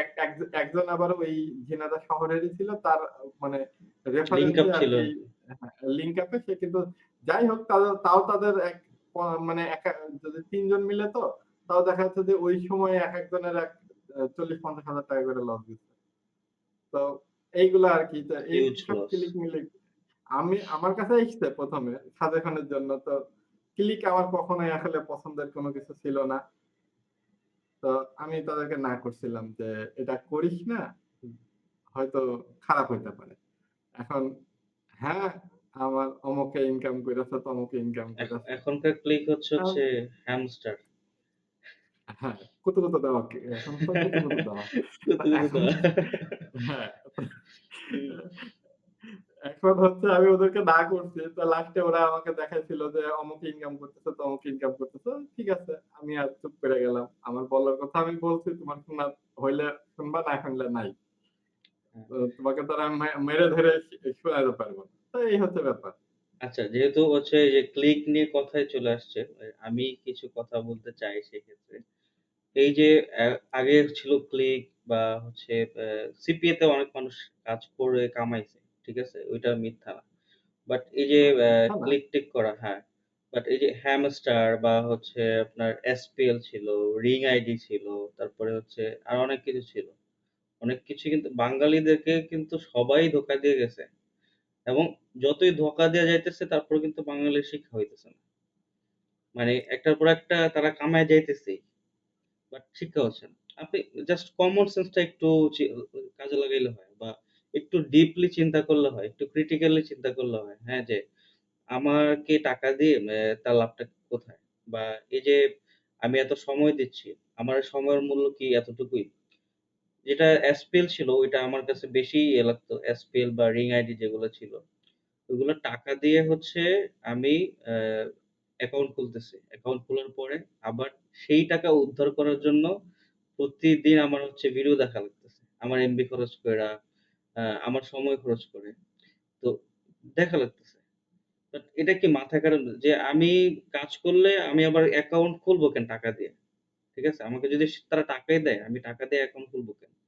আর সবচেয়ে একটা সহজ একটা বিষয় যে, যেকোনো চাকরি বা যেকোনো কাজ যদি আমাকে টাকা দিয়ে নিতে হয়, তাইলে মনে করবেন যে এখানে ভাওতাবাজি আছে। ডিরেক্ট। যদি এরকমও আছে, এখনো আছে। ঢাকায় দেখবেন যে নিয়োগ বিজ্ঞপ্তি ছাড়ে লেগুনাতে বা হচ্ছে লোকাল বাসে বা কোনো একটা ওয়ালে দেখবেন যে নিয়োগ বিজ্ঞপ্তি দেওয়া আছে এতজন, এতজন, এতজন। তো এই পজিশন পার্ট টাইম করা যাবে, ৬ ঘন্টা করা যাবে, ৩ ঘন্টা করা যাবে। তো তারপরে নিয়ে যায় মানে আমার একটা পার্সোনাল এক্সপেরিয়েন্স আমার একটা ফ্রেন্ডকে নিয়ে গেছিলাম। আ যখন হচ্ছে আমরা ইন্টারমিডিয়েট শেষ, কলেজে নতুন ভর্তি হইছি ইউনিভার্সিটিতে। তো তখন হচ্ছে এই বিজ্ঞাপন দেখে গেল। আমার ফ্রেন্ডের খুব চাকরির দরকার। যাওয়ার পরে তারা বলতেছে যে, "হ্যাঁ, আপনার ৩ দিন ট্রেনিং করতে হবে। এটা সেটা। ৳৫০০ জমা দেন।" ৳৫০০ জমা দেন। ৳৫০০ দেওয়ার পর যখন ৩ দিনের ট্রেনিং এ গেল তখন বলতেছে যে, "আপনি ৳৬,০০০ ৳৭,০০০ দিয়ে একটা ইন্সুরেন্স করেন।" তারপরে হচ্ছে আপনি এখন কি করবেন? এখন এটার মার্কেটিং করবেন। আপনার মতো আরো কয়েকজনকে আপনি এড করবেন। তখন আপনার স্টার যোগ হবে, আপনার এই যোগ হবে, সেই যোগ হবে। তখন হচ্ছে আপনি অনেক বড় হইতে পারবেন। ঠিক আছে? তো এই যে বিষয়গুলা, দিন শেষে কিছুই হয় না। পরে আমি ওরে বলছি যে, "তুই যা দিছস বা যত টাকা খরচ হইছে এটা বাদ দিয়ে চলে আয়।" তো ও আমার কথা শুনছে আরকি। তো এরকম এখনো কিন্তু আছে। এগুলো কিন্তু কেউ ধরতে পারে না বা ধরে না। আমার জানা মতে। ঢাকা শহরে এখনো লেগুনাতে দেখা যায় এগুলা। এখনো লোকাল বাসে দেখা যায়। তো এগুলা থেকে বেঁচে থাকবেন। মানে ইয়াং জেনারেশন আ সবাই অনেক টাকা কামানোর চিন্তা করতেছে বা গেম খেলতেছে, এটা করতেছে, সেটা করতেছে। এই যে হ্যামস্টার আ ক্লিক করতেছে বা কুতকুতু দিতেছে ভাইয়া যেটা বলল। তো এগুলা দিয়ে আসলে কিছু হবে না। ঠিক আছে? প্রোডাক্টিভ কিছু করতে হবে। যেটা হচ্ছে কিছু করলে আমার উন্নতি হবে। দিনকে দিন যতদিন যাবে তত আমার উন্নতি হবে। এমন না যে আমি রোবটের মতো এক কাজ বারবার করতেছি। হ্যামস্টার কি? এটা বারবার ক্লিক করা। আমি আসলে তেমন জানিও না এটার ব্যাপারে। আমি শুনছিলাম। ওই যে ২৬ তারিখ নাকি নিয়ে একটা ভাইরাল কিছু একটা হইছিল আরকি। আমিও ওইখান এটা থেকে আমি হচ্ছে জানছি। Facebook এর মিমস থেকেই জানছি। হ্যাঁ, আমিও ২৬ তারিখ করতেছে সবাই। কেন ২৬ তারিখ করতেছে? পরে একজনকে জিজ্ঞেস করলাম। বলল যে এই ঘটনা। তো এই হচ্ছে অবস্থা আরকি। তো আরেকটা বিষয় হচ্ছে শর্টকাট কখনোই ভালো না। আপনি যদি ইনকামের ক্ষেত্রে শর্টকাট দেখেন, তাহলে বুঝবেন যে এখানে কিছু একটা ঘাপলা আছে। আসলে শর্টকাটে ইনকাম করা যায় না। তাবিজ বিক্রেতা চিনবেন কিভাবে? সেটা ওই যে আমাদের গত আ পডকাস্টে ইমরান ভাই বলেছে। আ আমিও বিশ্বাস করি। ভাইয়াও হয়তো বিশ্বাস করেন যে হচ্ছে যেখানে বলবে যে এই গ্যারান্টি, সেই গ্যারান্টি, ওইগুলা বুঝবেন যে তাবিজের একটু গন্ধ আছে। নাকি ভাইয়া? অবশ্যই। কারণ এটা আমার পার্সোনাল এক্সপেরিয়েন্স এর থেকেই। কারণ আমি এই যে মানে এই পডকাস্টের শুরুর দিকেই বলছিলাম যে আমি নিজে হচ্ছে ট্রেনিং ইনস্টিটিউট করছিলাম একটা সময়। তো অধিকাংশ নক আসতো এবং আমার যে লিফলেট ছিল বা যেগুলা ছিল কোন জায়গায় ইনকাম করবেন এই কথাটা ছিল না। আমি কি শিখাইতেছি শুধুমাত্র আমার আমার হচ্ছে যে ইয়ে ছিল, লিফলেট ছিল বা মানে ওটারে কি বলে? যেটা হুম, হ্যাঁ, লিফলেটিং, ফ্লায়ার। হ্যাঁ, ফ্ল্যাট। তো হুম, ওইগুলাতে কোন জায়গায় ইনকাম করবেন এই কথাটা ছিল না। আমার যেগুলো ছিল যে আমি ওয়েবসাইট ডিজাইন শিখাইতেছি, WordPress শিখাইতেছি, ল্যান্ডিং পেজ ডিজাইন শিখাইতেছি। আমার যে জিনিসগুলো শেখানো ছিল সেইগুলো ছিল। তো মেক্সিমাম সময়ে যেটা হতো যে অধিকাংশ মানুষ এসে এই কোয়েশ্চেনটা করত যে, "শেখার পরে কি হবে? আপনি কাজ দেবেন? কয়দিনের মধ্যে আপনি কা টাকা পাবো বা হ্যাঁ, ইনকাম করব? কতদিনে আমি হচ্ছে ইনকাম করা শুরু করব?" তো আমি মানে আমার সরল উক্তি থাকতো যে আমি আপনাকে এখানে যা বলছি এই কোর্স এবার এই কোর্সের ভিতরে আবার কি, কি আছে আপনি দেখেন। এর বাইরে এইগুলা আমি আপনাকে 100% কমপ্লিট আমি যা ওয়াদা করছি আমি সেটা আপনাকে করে দেব। আপনাকে কিভাবে ইনকাম করতে হয় সেটার একটা প্রসেস আমি দেখায় দিব যে হ্যাঁ, আপনি এইখানে যাবেন, এইখানে জব খুঁজবেন বা এই প্রসেসে আপনি কাজগুলা খুঁজতে পারেন। কিন্তু আপনি কবে পাবেন, কয় টাকা ইনকাম করবেন আ এইটার গ্যারান্টি আমি দিতে পারব না। তো যখনই আমি এইটার গ্যারান্টি দিতে পারতাম না, তো বলছে, "ও আচ্ছা অমুকে দিচ্ছে। আচ্ছা ঠিক আছে ভাই পরে কথা ওইখানে বলবেন।" যাই। এই। তো হ্যাঁ, এটা হচ্ছে সেম এক্সপেরিয়েন্স আমারও হইছে। মানে আমি অফলাইনে একটা ইনস্টিটিউট খুলছিলাম। আমি যখন হচ্ছে গড়িপুরে ছিলাম আমার এলাকায়। তো ওইখানে আমার প্রবলেমটা হচ্ছে কি, আমি কোনো গ্যারান্টি দেই না। কোনো ইনকাম গ্যারান্টি দেই না বা হচ্ছে কতদিনের ভেতরে ইনকাম করা যাবে এই গ্যারান্টি দেই না। কোনো কিছুই গ্যারান্টি দেই না। আমি জাস্ট বলি যে হচ্ছে আমি শিখাই দিব। বাকিটা হচ্ছে আপনার নিজের করতে হবে, নিজে প্র্যাকটিস করতে হবে, এটা করতে হবে, সেটা করতে মানে আমি জাস্ট যেটা সত্যি সেটা বলেছি। সেজন্য আমি স্টুডেন্ট তেমন পাইনি। স্টুডেন্ট পাইছি যেগুলা হচ্ছে তারা অনেক কিছু শিখতে পারছে। বাট অনেকেই এরকম আসছিল ঠিক সেম এক্সপেরিয়েন্স আপনার মতো। এসে বলবে যে হচ্ছে কতদিনের ভিতরে ইনকাম করতে পারবো বা কত টাকা ইনকাম করতে পারবো এগুলা। তো এই জিনিসগুলো এখনো প্রচলিত আরকি। তো যখন আপনি থাকবে, দেখবেন যে এগুলো কেউ থাকবে। গ্যারান্টি দিচ্ছে, বুঝবেন যে সে হয়তো কোন রকম বাটপারি করতেছে, নয়তো বাটপারি করে কাজ এনে আপনাকে দিবে। তার নিজের কাজ আপনাকে দিয়ে করাবে। বলবে যে এটা কাজ পাইছেন আপনি। এরকম হইতে পারে। আমরা যদি নিজেরা সচেতন না হই মানুষ আমাদেরকে স্ক্যাম করে যাবে। যাবেই। আরেকটা কথা হচ্ছে আমাদের লোভ কমাইতে হবে। মানে কারণ আমাদের প্রচুর পরিমাণ লোভ। আপনি হ্যাঁ, আপনি যদি খেয়াল করে দেখেন যে কোর্স নিয়ে বিতর্ক কিন্তু কম নাই। হ্যাঁ, বা হচ্ছে ক্লিকের যে বিষয়গুলা, ওইসব এমএলএম যেগুলা হচ্ছে ফলস এমএলএম সিস্টেম, এইসব ফলস এমএলএম সিস্টেম যে আ বিতর্ক কিন্তু বাংলাদেশে কম নাই। কিন্তু আপনি কালকে আরেকটা এমএলএম সিস্টেম আসুক ক্লিকের আবার মানুষ বাংলাদেশের মানুষ ঝাঁপায় আবার পড়বে। ঝাঁপিয়ে পড়বে। হ্যাঁ, এখন এই সচেতনতাটা আসলে মানে যতদিন না মানুষের মধ্যে জাগ্রত হবে ততদিন আসলে কিছু করার থাকবে না। ততদিন এভাবেই হচ্ছে চলতে থাকবে। মানে এটা আবার হুম, আবার হচ্ছে যে আমি আসলে আমি কখনোই চাই না যে হচ্ছে কন্ট্রোভার্সি তৈরি করতে মার্কেটে বা কোনো কিছুতে। আমরা কিন্তু মোটামুটি সবাই জানি যে কোনগুলা স্ক্যাম কোর্স বা কোনগুলা হচ্ছে আমি কোর্সের হিসেবেই আসতেছি যেহেতু এই সেক্টরে তো আমাদের এইসব সেক্টর গুলাতে কোনগুলা স্ক্যাম কোর্স, কে স্ক্যামিং করতেছে এগুলা কিন্তু আমরা মোটামুটি সবই জানি। কিন্তু হচ্ছে তারপরেও কি আমরা দেখা যাচ্ছে ওই কোর্সেই কিন্তু আবার এনরোল করি। হুম, সো দ্যাট এটা আসলে জানা আপনি হচ্ছে ১০ জনের কাছ থেকে মানে বোঝেন, দেখেন, শোনেন, ভালোভাবে জাজ করেন। তারপরে আপনি ওই একটা কোর্স দেখেন। আর মেইন কথা কি যে কোর্স হচ্ছে আমার কাছে যেটা মনে হয় যে স্ক্যাম কোর্স কেনাটার যাই হোক না কেন, আমার কাছে যেটা মনে হয় যে কোর্স করার ক্ষেত্রে যদি আমরা ধোঁকাটা খাবো না কিভাবে সেইটা আমি বলতে পারি। কোনটা স্ক্যাম কোর্স আসলে আমাকে তাহলে এখন এক্সপ্লোর করতে হবে মানে প্রত্যেকটা কোর্স যেগুলোর তারপরে আমি সময় বলতে আমাদের পারবো। নাই আরকি। হ্যাঁ, যেটা সময় নাই। কিন্তু হ্যাঁ, আমি যে হিসেবে বললাম যে কোনটা স্ক্যাম কোর্স আমরা মোটামুটি সব জানি কিসের জন্য? আমরা মোটামুটি কিন্তু হচ্ছে Facebook এ প্রতিনিয়ত এইগুলা সম্পর্কে দেখতেছি। এই হুম, ইয়েতে আরকি মোটামুটি যা ধারণা সেটা। কিন্তু কথা হচ্ছে যে এইটা বলতে পারি যে কিভাবে স্ক্যাম কোর্স থেকে বেঁচে থাকা যাইতে পারে। আমি হুম, বলতেছি না যে আমি যেটা বলব এটাতেই আপনি হচ্ছে 100% আ স্ক্যাম কোর্স থেকে রক্ষা পেয়ে বেঁচে যাবেন। যাবে। ব্যাপারটা এমন না। কিন্তু এমন না, চেষ্টা কিন্তু করতে পারেন আপনি। চেষ্টা করা যাইতে পারে। সেটা হচ্ছে কি যে আমরা দেখা যাচ্ছে যে মেক্সিমাম সময়ই যখন কোর্স কিনতে যাই, ওই যে আমরা হচ্ছে আ শর্টকাটে হচ্ছে ইনকাম করার চিন্তা করি যে, ও আচ্ছা এই কোর্স করলে আমারে আ হচ্ছে ১ মাসে এতদিন $১০,০০০ এসে যাবে। হুম, সাপোজ আমি এক্সাম্পল হিসেবে বলতেছি যে ১ মাসে আমি $১০,০০০ ইনকাম করা শুরু করে দেব। এরকম টাইপের হচ্ছে চিন্তা করে না আগিয়ে আমি যে কাজটা শিখতে চাইতেছি সেটা সম্পর্কে যদি আমার একটা ক্লিয়ার ভিশন থাকে যে হ্যাঁ, আমি এই জিনিসটা শিখবো। সাপোজ মনে করেন যে আমি হচ্ছে আজকে হচ্ছে পিএইচপি শিখবো। তাহলে পিএইচপি আমি এই পিএইচপি শিখবো। তার জন্য আমাকে বেসিক কিছুতে আমি কোন সেক্টরে কাজে আগাবো সেই সেক্টর গুলা সম্পর্কে আমি একটু ১ম এ ঘাটাঘাটি করি, একটু এক্সপ্লোর করি। তারপরে আমি যেটা ইয়ে করছি যে হ্যাঁ, প্রত্যেকটা সেক্টরে কাজ আছে। সেটা গ্রাফিক ডিজাইন বলেন, সেটা হচ্ছে ডিজিটাল মার্কেটিং বলেন, যেটা হচ্ছে প্রোগ্রামিং বলেন, প্রত্যেকটা সেক্টরে কাজ আছে। কিন্তু আমরা বাংলাদেশে মূলত এই ৩ টা সেক্টরকে কিন্তু ফোকাস করি।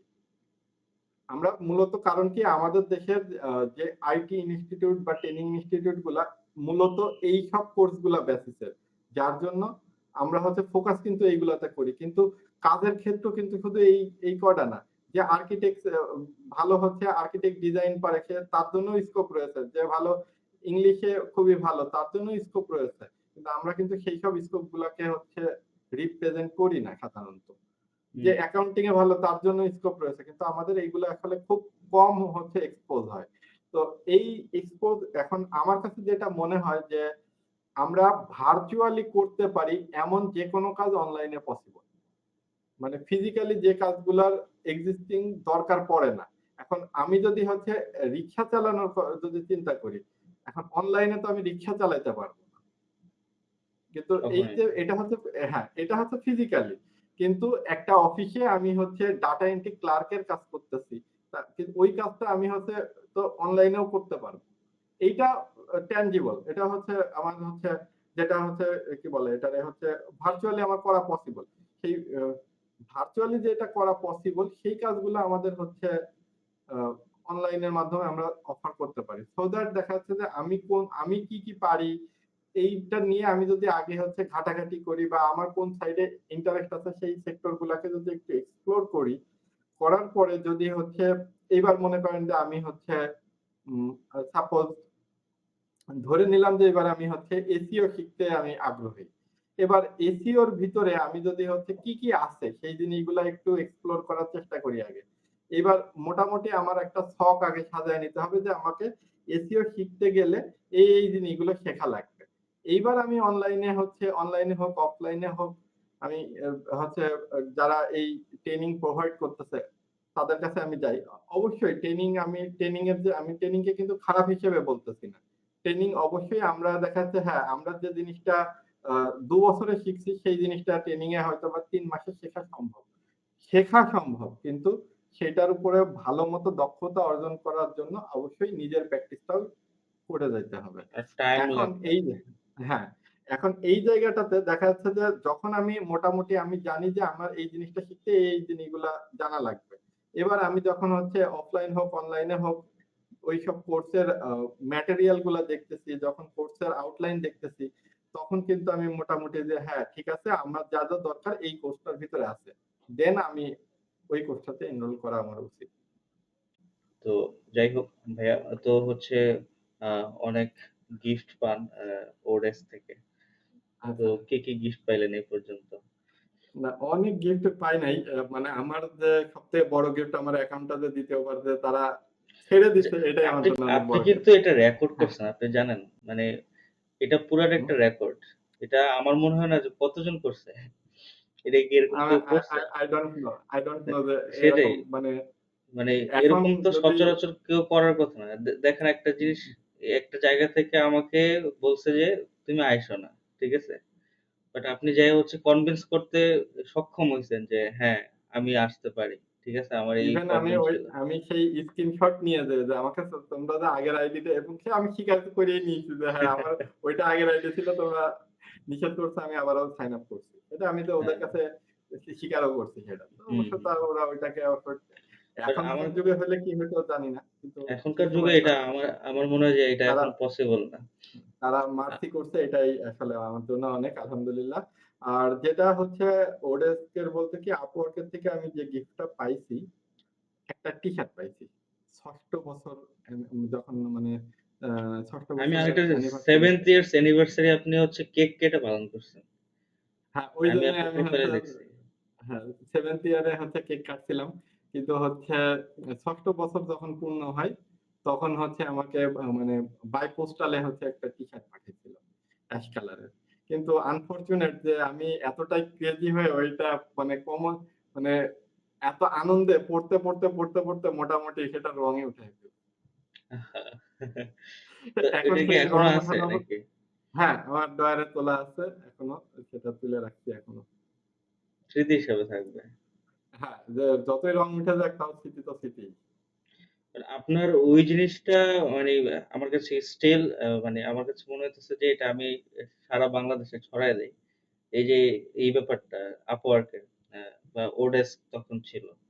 যে হচ্ছে আপনার ব্যান খাইছেন, তারপরে আবার আপনি সেই স্ক্রিনশট দিলেন। স্ক্রিনশট দেওয়ার পরে আবার আপনাকে হচ্ছে তারা অ্যালাউ করলো এবং সেই অ্যাকাউন্ট দিয়ে আপনি এখন পর্যন্ত কাজ করে যাচ্ছেন।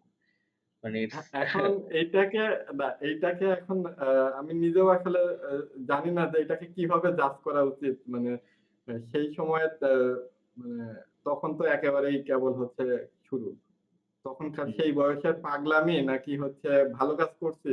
আমি এটাকে আসলে তখন এটা মানে হইতে কোন পারে যে হিসাবে তখন বুঝতেন না। হ্যাঁ, আমি কিভাবে জাজ করতেছি যে হচ্ছে তখন আপনি বুঝতেন না যে হচ্ছে কিভাবে না উম বুঝতাম না। হ্যাঁ, এইটা আসলে কি ওই সময়টাতে আমার কাছে আমি এখন এখন কিন্তু আমি সেই সিচুয়েশন এ তখন আপনি ফিরে যেতে ইমোশনালি হ্যাঁ, চিন্তা করছেন আরকি। এক্সাক্ট এই যে হচ্ছে ইমোশনালি এক্সাক্টলি টাচ করা যায় কিনা আমি তাদেরকে। হচ্ছে ইমোশনালি টাচ করা হ্যাঁ, এটা আমি ট্রাই করছি। ইমোশনালি হচ্ছে মানে তাদেরকে ইমোশনালি যাতে হচ্ছে তারা ফিল করতে পারে আমার সিচুয়েশন। এরকম টাইপের হচ্ছে আমি রিপ্রেজেন্ট করছি। প্লাস হচ্ছে আ আমি আর তার সাথে যে আমি নিজেও তখন ইমোশনালি কাজটা করছি। এখন হইলে হয়তো আর ফিরে যাইতাম না, এমন হতে পারত। বাট হুম। হচ্ছে আমি আমি নিজেও সেই সময় আসলে আমি নিজেও ইমোশনালি কাজটা করছি। কারণ আমার নিজেরও তখন হচ্ছে কেবল কারণ আমি এম সিচুয়েশনটা ব্যাক এরকম ছিল আরকি। এরকম ছিল। যে আর সত্য কথা বলতে যে আমি মোটামুটি প্ল্যাটফর্মে শুরু থেকেই ওডেক্স প্ল্যাটফর্মটাকে আমি হচ্ছে মানে খুবই মানে আলাদা রকমের একটা ভালোবাসি। পছন্দ এটা করেন হচ্ছে আরকি। একটা হ্যাঁ, মানে মানে আপনি কি পরিমাণ এখন পছন্দ করেন এটা আপনার কেক দেখে বোঝা যায়। না, এখন হচ্ছে বলতে গেলে কি যে এখন তারা যে পরিমাণ হচ্ছে কানেক্টের ফি চাপায় দিতেছে। স্টিল নাও মানে সেই যে আমি প্ল্যাটফর্মটারে যে পছন্দ করি, ভালোবাসি সেটা এখন আমার কাছে যেমন যে আর তার সাথে সবচেয়ে বড় কথা কি যে অনেকেরই দেখি যে কমপ্লেইন আছে যে আ শুধু Upwork বলে কথা না। যে সব বিভিন্ন মার্কেট প্লেসে। মানে সব মার্কেট প্লেসেরই যে ফি-টি গুলা নিয়ে। হুম, হ্যাঁ, হুম। ফি অবভিয়াসলি মানে কিছু ক্ষেত্রে আসলে এক্সট্রিম। যেমন ওডেস্কের কানেক্টের যে এত পরিমাণ হচ্ছে হাহুতাশ সিস্টেম, এটা পার্সোনালি আমারও পছন্দ না। কিন্তু তারপরেও মেইন কথা কি যে আমি ওভারঅল আমি এইগুলা বাদ দিলাম। এমনি তাদের ধরে নিলাম যে আগের যুগের মতো করেই ফাইবার 20% চার্জ করতেছে। Upwork 10% বা 15% চার্জ করতেছে। আগে যেমন হচ্ছে আগে তো হচ্ছে ওরে যখন ছিল তখন ফ্ল্যাট 10% ফি ছিল। পরবর্তীতে তারা আবার হচ্ছে এই 5% 10% আর 20% এর কনসেপ্ট আনে আবারও তারা হচ্ছে 10% ফ্ল্যাট ফিতে চলে গেছে। তো এই যে ফি যেটাই হোক না কেন আমার কাছে আসলে এই প্রজেক্টের থেকে ফিটা দিতে কোন মার্কেট প্লেসকেই আমার খারাপ লাগে না। এই কারণে যে কাজটা তো আমি আসলে তাদের থ্রুতেই আনতেছি। একটা আমি হচ্ছে যদি একটা জিনিস হ্যাঁ। তারা যদি আমাকে কাজটা এনে না দিত বা এই প্ল্যাটফর্মটা যদি না থাকতো, আমি কাজ কিভাবে পাইতাম?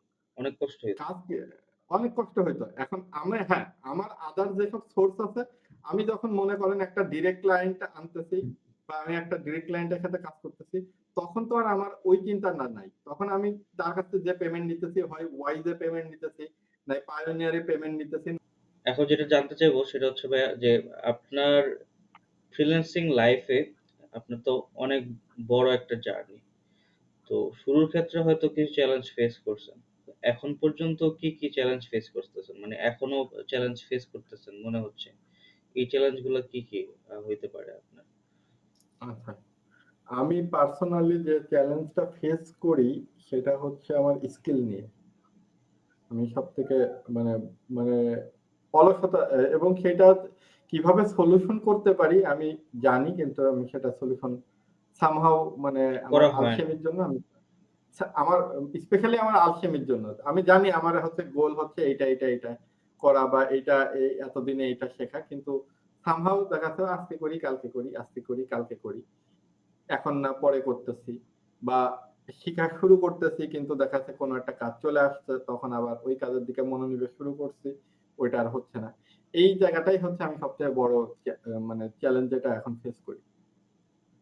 সেম ইস্যু আমারও হয়। মানে না আমি বুঝি না, মনে হয় তো এটা ফ্রিল্যান্সারদের বেশিরভাগই এরকম হয়। যে হচ্ছে প্রোডাক্টিভিটি সবসময় বজায় থাকে না।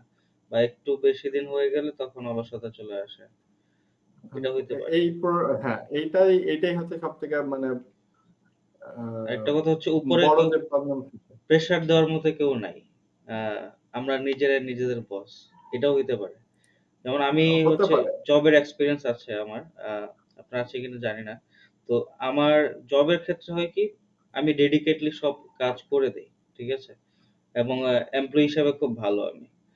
বাট যখন হচ্ছে নিজের বেলায় আসে, আ সেম কাজ, তখন হচ্ছে আমি সময় বেশি নেই বা হচ্ছে অলসতার কারণে করা হয় না। অনেক কিছু আমি এই যে গিগ আপডেট করতেছি না।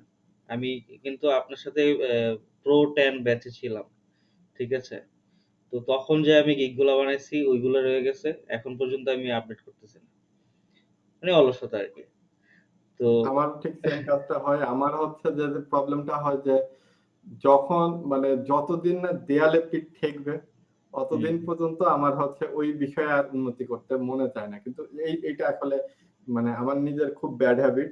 এবং মানে হ্যাঁ, নতুন যারা তাদের ক্ষেত্রে এই জিনিসটা বলব যে এই ভুলটা কইরেন না।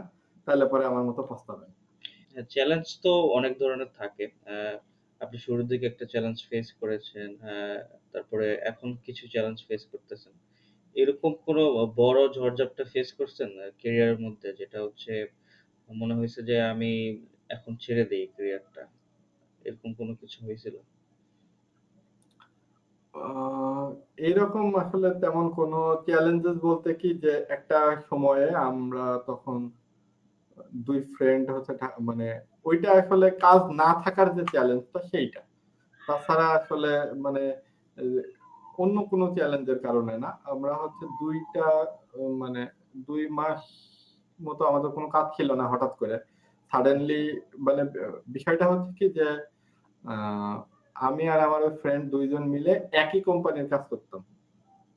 ঠিক আছে? এখন একই কোম্পানির যখন ২ জন কাজ করতেছি, হঠাৎ করে মানে সামহাউ হচ্ছে ক্লায়েন্টের তখন হচ্ছে উম ওই জিনিসটা আপাতত মানে আমাদেরকে বলল যে কিছুদিন পজ করে রাখো। তো আচ্ছা ঠিক আছে। ও মাঝেই হচ্ছে সেই ক্লায়েন্ট বলতো যে এই হুম, সপ্তাহটা পজ রাখো কাজ। তো ঠিক আছে, এটা কোনো ম্যাটার করতো না। কিন্তু সে বলতো আমরা অ্যাজ ইউজুয়াল নিচ্ছি। কিন্তু আমরা আসলে ওর কাজটা করতে গেলে কি হতো আমাদের তখন মোটামুটি হচ্ছে আমরা শুধু ওর কাজই করতাম। কারণ অন্য কাজ করা তারপর হইতো আর না। অন্য কাজ করার সময় পাইতাম না। এনাফ সময় পাইতাম না। হুম, এখন তাও সেই সময়টাতে যে প্রবলেমটা ফেস করছিলাম যে হঠাৎ করে যখন মানে আর কাজ নাই, আ আমরা তো ওইভাবে যে না ঠিক আছে এখন আর ওইভাবে কাজ খোঁজা বা ইয়ে করা ওইগুলার দিকে ১ম দিকে আমরা মনোনিবেশ করিও নাই।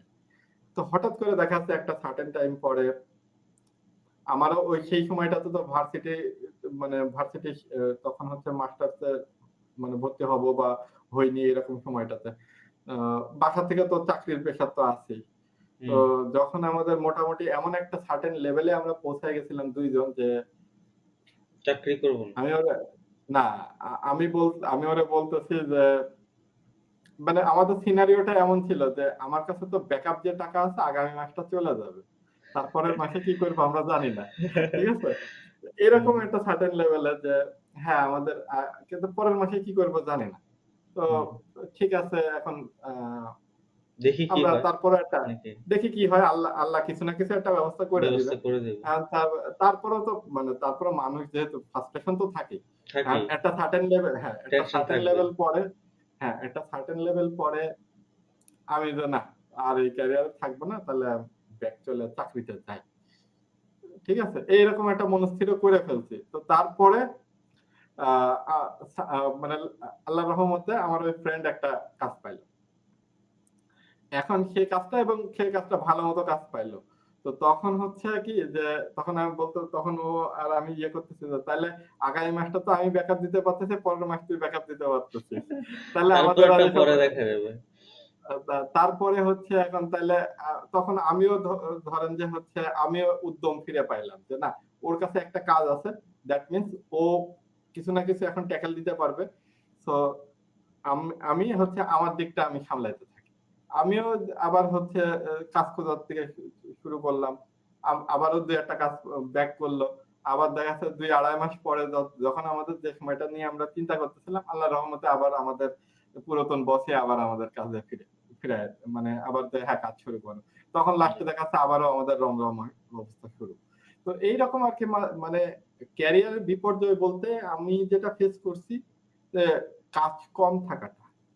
এই কাজ কম থাকাটার জন্য আসলে আমাদেরকে হচ্ছে অল্টারনেটিভ সলিউশন আসলে চিন্তা এটা করার নিয়ে কিন্তু যে বিষয়টা। অনেকে ডিপ্রেসড হয়ে যায় যে হচ্ছে কাজ হ্যাঁ, নাই, কাজ এইটা হ্যাঁ, কাজ নাই কেন? নাই এইটা আসলে এইটা আমি যেটা করব যে আ আমি যেটা সেটা তো হচ্ছে একটা সার্টেন লেভেল পরে মোটামুটি ১৭ সালের দিকে।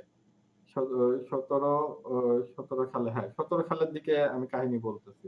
হ্যাঁ, ১৭-১৮ সালের দিকে ওই যে আমি শুরুতে কিন্তু বলছিলাম যে মাঝখানে একবার একটু কাজ কমে গেছিল। তখন আমি চিন্তা করছিলাম যে Fiverr এ আমি এ আবার এক্সপ্লোর করা শুরু করি। যখন আমি দিয়ে লগইন করতেছি Fiverr এ। ওই সময়টার কথা আরকি যে এরকম একটা সিচুয়েশন এর মধ্যেও আমরা দিন পার করছি। তো আসলে এটা আসলে মানে ফ্যাক্টর না বলতে কি যে একটু ধৈর্য ধরে আসলে কাজ করে যেতে হবে এবং প্ল্যান করতে হবে। আর ওই সময়টাতে আসলে আমাদের ফোকাস ছিল শুধুমাত্র Upwork। এইজন্য যখন Upwork এ আমার কাজটা কমে গেল তখন কিন্তু হচ্ছে আ আমাদেরকে একটা টেনশনের মধ্যে পড়ে যাইতে হইছে। কিন্তু এখন দেখা যাচ্ছে যে আমি শুধু Upwork এর ভিতরে আর লিমিটেড নাই। আমি এখন হচ্ছে Upwork এর পাশাপাশি যে মাসে Upwork এর সমস্যা থাকতেছে, Fiverr আমাকে সেই মাসে ভালো ব্যাকআপ দিয়ে দিচ্ছে। যে মাসে Fiverr এ কম থাকতেছে সেই মাসে Upwork এ হয়তো কারণ কি আমি হয়তো একটা দিকে ফোকাস করতে গেছি আরেকটা দিক হয়তো ছুটে যাইতেছে। আবার হচ্ছে আবার দেখা যাচ্ছে পার্মানেন্ট ক্লায়েন্ট এর কাছ থেকে কিছু না কিছু কাজ পাইতেছি। এভাবে করে আসলে মোটামুটি স্টেবল হয়ে যাওয়া গিয়েছে এখন। কেউ একজন সাপোজ হচ্ছে সে ছবি আঁকতে পছন্দ করে। তার জন্য কিন্তু গ্রাফিক ডিজাইন সেক্টরটা ভালো হবে। কিন্তু এখন আমি যদি তাকে উম আ জোর করে যে না ডিজিটাল মার্কেটিং করো ভাই প্রচুর টাকা। আমি কোন টাকা দেখে সেক্টরকে আসলে কিন্তু হবে না। আ আমি কিন্তু কোন সেক্টরকে খারাপ বলতেছি না। প্রত্যেকটা সেক্টরের ডিমান্ড আছে। কিন্তু হুম। এবং প্রত্যেকটা সেক্টরে কাজও আছে। কিন্তু সেইটাকে ধরতে গেলে আমাকে ওই সেক্টরে আসলে ভালো করতে হবে। তো এর জন্য আগে আমাকে সেক্টর গুলা সম্পর্কে যদি আমি একটু ধারণা নিয়ে নিই, তারপরে আমার প্যাশন কোন সেক্টরে, যে হ্যাঁ, আমার এই সেক্টরটা আমার পছন্দ হইতেছে বা এটা আমার ভাল লাগতেছে, তখন কিন্তু ওই আমার সাথে সেক্টর নিয়ে অ্যালাইন আমার করে। হ্যাঁ, অ্যালাইন করে আমাকে ওই সেক্টরের কাজ শিখতেও ভাল লাগবে, ওই সেক্টরের জ্ঞান নিতেও কিন্তু আমার ভাল লাগবে। অথবা যে সেক্টরে হচ্ছে আমার কোনো আগ্রহ নাই সেটাতে কিন্তু আমার মানে শিখতেও ভাল লাগবে না। মনে আগাইতে হবে যে পারবো ওহ না। কি হ্যাঁ, আমি ২ টো ভিডিও টিউটোরিয়াল দেখবো, বোরিং লাগতেছে, ভাল লাগতেছে না। কি বলতেছে কিছুই মাথায় ঢোকে না। এরকম টাইপের সিচুয়েশন তৈরি হবে। তার থেকে আমার যে মানে এই অনলাইনে কিছু ঘাটাঘাটি করে আগে বেসিক আইডিয়াটা নিয়ে তারপরে দেখা যাচ্ছে আমরা কোন একটা ইনস্টিটিউট বা কোন একটা মেন্টরের কাছে যাইতে পারি যে ওই বিষয় সম্পর্কে হয়তো আপডেট জ্ঞান দিতেছে। কারণ ততদিনে আমার কিন্তু অলরেডি আমি কি শিখবো সেটা আমি ফাইনালাইজ করছি। যদি আমাদের পডকাস্ট নিয়ে কিছু বলতেন বা আ শেষমেষ আ কিছু বলে বিদায় দিয়ে দিতেন আরকি। আচ্ছা, আ শু শুরুতে যেহেতু আমাদের ফরমালি কোনো কিছু ওইভাবে হয় নাই। তো শেষেই বলতেছি বাশার ভাই এবং আপনাদের স্কিলু পডকাস্টকে অসংখ্য ধন্যবাদ আমাকে এই পডকাস্টে আমন্ত্রণ জানানোর জন্য। আর হ্যাঁ, এরকম টেক রিলেটেড পডকাস্ট আসলেই হচ্ছে কমিউনিটি গ্রোথ এ একটা হেল্প করে। এবং দেখা যাচ্ছে যে স্পেশালি আমার পডকাস্ট আমি যে এখানে আছি আমারটার থেকে obviously শেখার মতো তেমন কিছু না থাকলেও অন্যান্য অনেক ভালো পারসনদের কাছ থেকে অবশ্যই অনেক কিছু শেখার আছে। ২-১ টা টপিক দেখা যাচ্ছে যে আমি নিজেও হচ্ছে সেখান থেকে আমি একটা পডকাস্টের থেকে আমার নিজেরও একটা কথা ভাল লাগছিল। আমি হচ্ছে সেটা পডকাস্টের নামটা মনে নাই। তবে আচ্ছা যাই হোক। সম্ভবত কানাডিয়ান ফ্রেন্ড। আচ্ছা, আ কানাডিয়ান মাহফুজ। হ্যাঁ, হ্যাঁ, যাই হোক মাহফুজ আমি আপু। ওই পডকাস্টটা আমি ওই পডকাস্টটা দেখতেছিলাম। ওইখানে ওইটা আমার বেশ ভাল লাগছিল। তো এরকম আরকি যে অনেক কিছুই দেখা যাচ্ছে যে আমি কারণ কি প্রত্যেকটা মানুষের মধ্যে অ্যাপ্রোচ থাকে হচ্ছে ডিফারেন্ট। আমি হয়তো এক অ্যাপ্রোচ এ কাজ করতেছি, আরেকজনের হয়তো মাইন্ডসেট আরেক রকম। সো দ্যাট যখন হচ্ছে এই জিনিসটা হচ্ছে একসাথে কোলাবোরেট হবে আর সেই জিনিসটা কিন্তু পডকাস্টের মাধ্যমে এটা আরো ভালো হয়। তো তখন দেখা যাচ্ছে কি যে এই জিনিসটা আরো হচ্ছে মানে জিনিসটা আরো ব্রড হয়। স্পেশালি আমরা যারা এই ফ্রিল্যান্সিং সেক্টরে আছি তাদের ক্ষেত্রে একটা প্রতিবন্ধকতা থাকে কি যে আ স্পেশালি আমার ক্ষেত্রে যদি বলি, আমাদের জেলাতে আ ফ্রিল্যান্সার নাই তা না। ফ্রিল্যান্সার বহুত আছে কিন্তু এখানে কোনো অ্যাক্টিভ কোনো কমিউনিটি নাই বা কোনো একটা বন্ডিং নাই। ঠিক আছে? তো এখন যারা হয়তো দেখা যাচ্ছে যে ঢাকা বেস থাকার স্কোপ পাইতেছে, অনেকেই রেগুলার বেসিস এ দেখা সাক্ষাৎ, মিট আপ করার একটা স্কোপ পাইতেছে। কিন্তু বা দেখা যায় বড় বিভাগীয় শহরগুলোতে এই জিনিসটার স্কোপ থাকতেছে। কিন্তু আমার মতো আ যেসব জেলাগুলো আছে, আমি যে জেলাতে বিলং করতেছি, এরকম টাইপের জেলাগুলোতে এই স্কোপটা আসলে একেবারে নেই বললেই চলে। তো এই জায়গাতে আসলে কোলাবোরেশন এর স্কোপটা খুব কম থাকে। তো যে জিনিসগুলো দেখা যাচ্ছে যে আ পডকাস্টে শুধু অ্যাটেন্ড করা বলে কথা না। পডকাস্ট শুনলেও কিন্তু সেখান থেকে নলেজটা আসলে বাড়তেছে। আ অসংখ্য ধন্যবাদ ভাইয়াকে। ভাইয়া একটু বাড়াই বলছেন। যাই হোক। না আ বাড়ায় বলা আর হচ্ছে আমার আসলে ফরমালির যে বিষয় যে উম ফরমাল বা আমি এরকম আসলে পডকাস্টে বা কোন ইয়েতে কখনো অ্যাটেন্ড ও করি নাই। যার জন্য আমি আসলে আমি অতটা ফরমালিও কথা বলি নাই। আমি এস ইউজুয়াল জাস্ট কথা বলেই গেছি। জি। আ বা আমি আর আ স্পেশালি আমি এরকম ফরমালি আমি থাকিও না। সত্য জি। কথা যেটা। আ আমি সবসময় আমার এস ইউজুয়াল আমার যে হ্যাবিট আমি এই হ্যাবিটেই থাকি এবং এতেই আমি স্বাচ্ছন্দ্য বোধ করি। এইভাবে আপনাকে অনেক বেশি ভালো লাগে ভাইয়া। তো আ যাই হোক, অনেক বেশি ধন্যবাদ আমাদের স্কিল আপ পডকাস্টে আসার জন্য। আ আমি আসলে ভাবতে পারিনি যে আপনি আসবেন। আর আপনার যে একটা এক্সপেরিয়েন্স, আপনার কাছ থেকে অনেক কিছু শিখার আছে। আপনার এক্সপেরিয়েন্স থেকে অনেক কিছু শিখার আছে। আর আপনি মানুষ তো আছেনই। তো সব মিলে আজকে আমরা অনেক কিছু জানতে পেরেছি, অনেক কিছু বুঝতে পেরেছি। তো এগুলা আমি আশা করব যে হচ্ছে যারা বিগিনার আছে আ তারা এগুলা গাইডলাইন গুলো ফলো করবে। অ্যান্ড এখান থেকে কিছু না কিছু আজকের এই পডকাস্ট থেকে কিছু না কিছু একটা শিখতে পারবে। আ আ শুধু কিছু না কিছু না, অনেক কিছু শিখতে পারবে আরকি। আমার মনে হয়। আমি বিলিভ করি আরকি। তো আ আজকে আমরা বেশি আর কথা বলব না। আজকে আমরা রেখে দিব। তো আমরা যেহেতু আ আমাদের মেইন উদ্দেশ্য আমরা সবসময় একটা কথাই বলি। মেইন উদ্দেশ্য হচ্ছে আ যারা আ এখন বিগিনার বা যারা হচ্ছে আমাদের নেক্সট জেনারেশন, যারা হচ্ছে প্রবলেম গুলা ফেস করে, যারা হচ্ছে বিভিন্ন চ্যালেঞ্জ ফেস করে, তাদের প্রবলেম গুলা কিভাবে হচ্ছে রিকভার করা যায়, সলভ করা যায়, চ্যালেঞ্জেস গুলা হচ্ছে ওভারকাম করা যায়। সেই চেষ্টাটাই হচ্ছে আমাদের পডকাস্টের মূল উদ্দেশ্য আরকি। তো আ আর যারা হচ্ছে নতুন শুরু করতেছে তারা তাদের পথটা যাতে সহজ হয়ে যায়। যাতে তারা হচ্ছে আ তাদের স্মুথলি আগাইতে পারে আরকি। তাদের সামনে কি সমস্যা আসতে পারে সেগুলা সম্পর্কে তারা অ্যাওয়ার হইতে পারে, সচেতন হইতে পারে। সো এটাই হচ্ছে আমাদের উদ্দেশ্য আরকি। তো ভাইয়াকে অসংখ্য ধন্যবাদ ভাইয়ার এক্সপেরিয়েন্স শেয়ার করার জন্য এবং কি আমাদেরকে আ অনেক ট্রিকস শেয়ার করার জন্য। আ আশা করি আবার কোনো এক সময় আপনার সাথে কথা হবে ভাইয়া। আ এই ওকে, পডকাস্টে হয়তো স্টুডিওটা আ এরকম নাও থাকতে পারে। আ একটু বেটার হইতে পারে। দোয়া রাখবেন আমাদের জন্য। আর ইনশাআল্লাহ। আরেকটা বিষয় হচ্ছে আ যদি আ অডিয়েন্স এর উদ্দেশ্য করে আমি বলছি। যদি আপনার এই পডকাস্ট আ একটু হেল্প করে থাকে, একটু কিছু শিখে থাকেন, তাহলে আমাদেরকে লাইক দিয়ে ইন্সপায়ার করবেন। আসলে ইন্সপায়ার করলে আমি আরো বেশি পডকাস্টের ব্যবস্থা করতে পারবো। আর যদি আপনাদের কোনো কোয়েশ্চেন থাকে এবং যদি ভালো লাগার বিষয় থাকে সেগুলো কমেন্টে জানাইতে পারেন। আর যদি মনে হয় যে আপনার কোনো ফ্রেন্ডকে এই পডকাস্টটা শেয়ার করে সে উপকৃত হবে, তাহলে হচ্ছে তার কাছে একটু শেয়ার করে দিবেন প্লিজ। আর আমাদের মূল লক্ষ্যই হচ্ছে টেলিং দ্য ট্রুথ। সত্যটা আ বের করে আনা। হতে পারে এটা ফেইলিউরের গল্প, হতে পারে এটা সাকসেসের গল্প। যদিও আমরা ফেইলিউর অথবা চ্যালেঞ্জেস এন্ড প্রবলেমস এর দিকে বেশি ফোকাস করেছি আরকি। তো সবাই ভালো থাকবেন, দোয়া করবেন আমাদের জন্য। অ্যান্ড এটা ভাইয়ার চ্যানেলেও যাবে। সো ভাইয়ার চ্যানেলটাও সাবস্ক্রাইব করবেন। আমাদের চ্যানেলটাও সাবস্ক্রাইব করে বেল আইকনটা ক্লিক করে রাখবেন। আ লিংকটা আমি নিচে দিয়ে দিব। ভাইয়ার চ্যানেলের লিংক হয়তো ডেসক্রিপশনে অথবা কমেন্টে।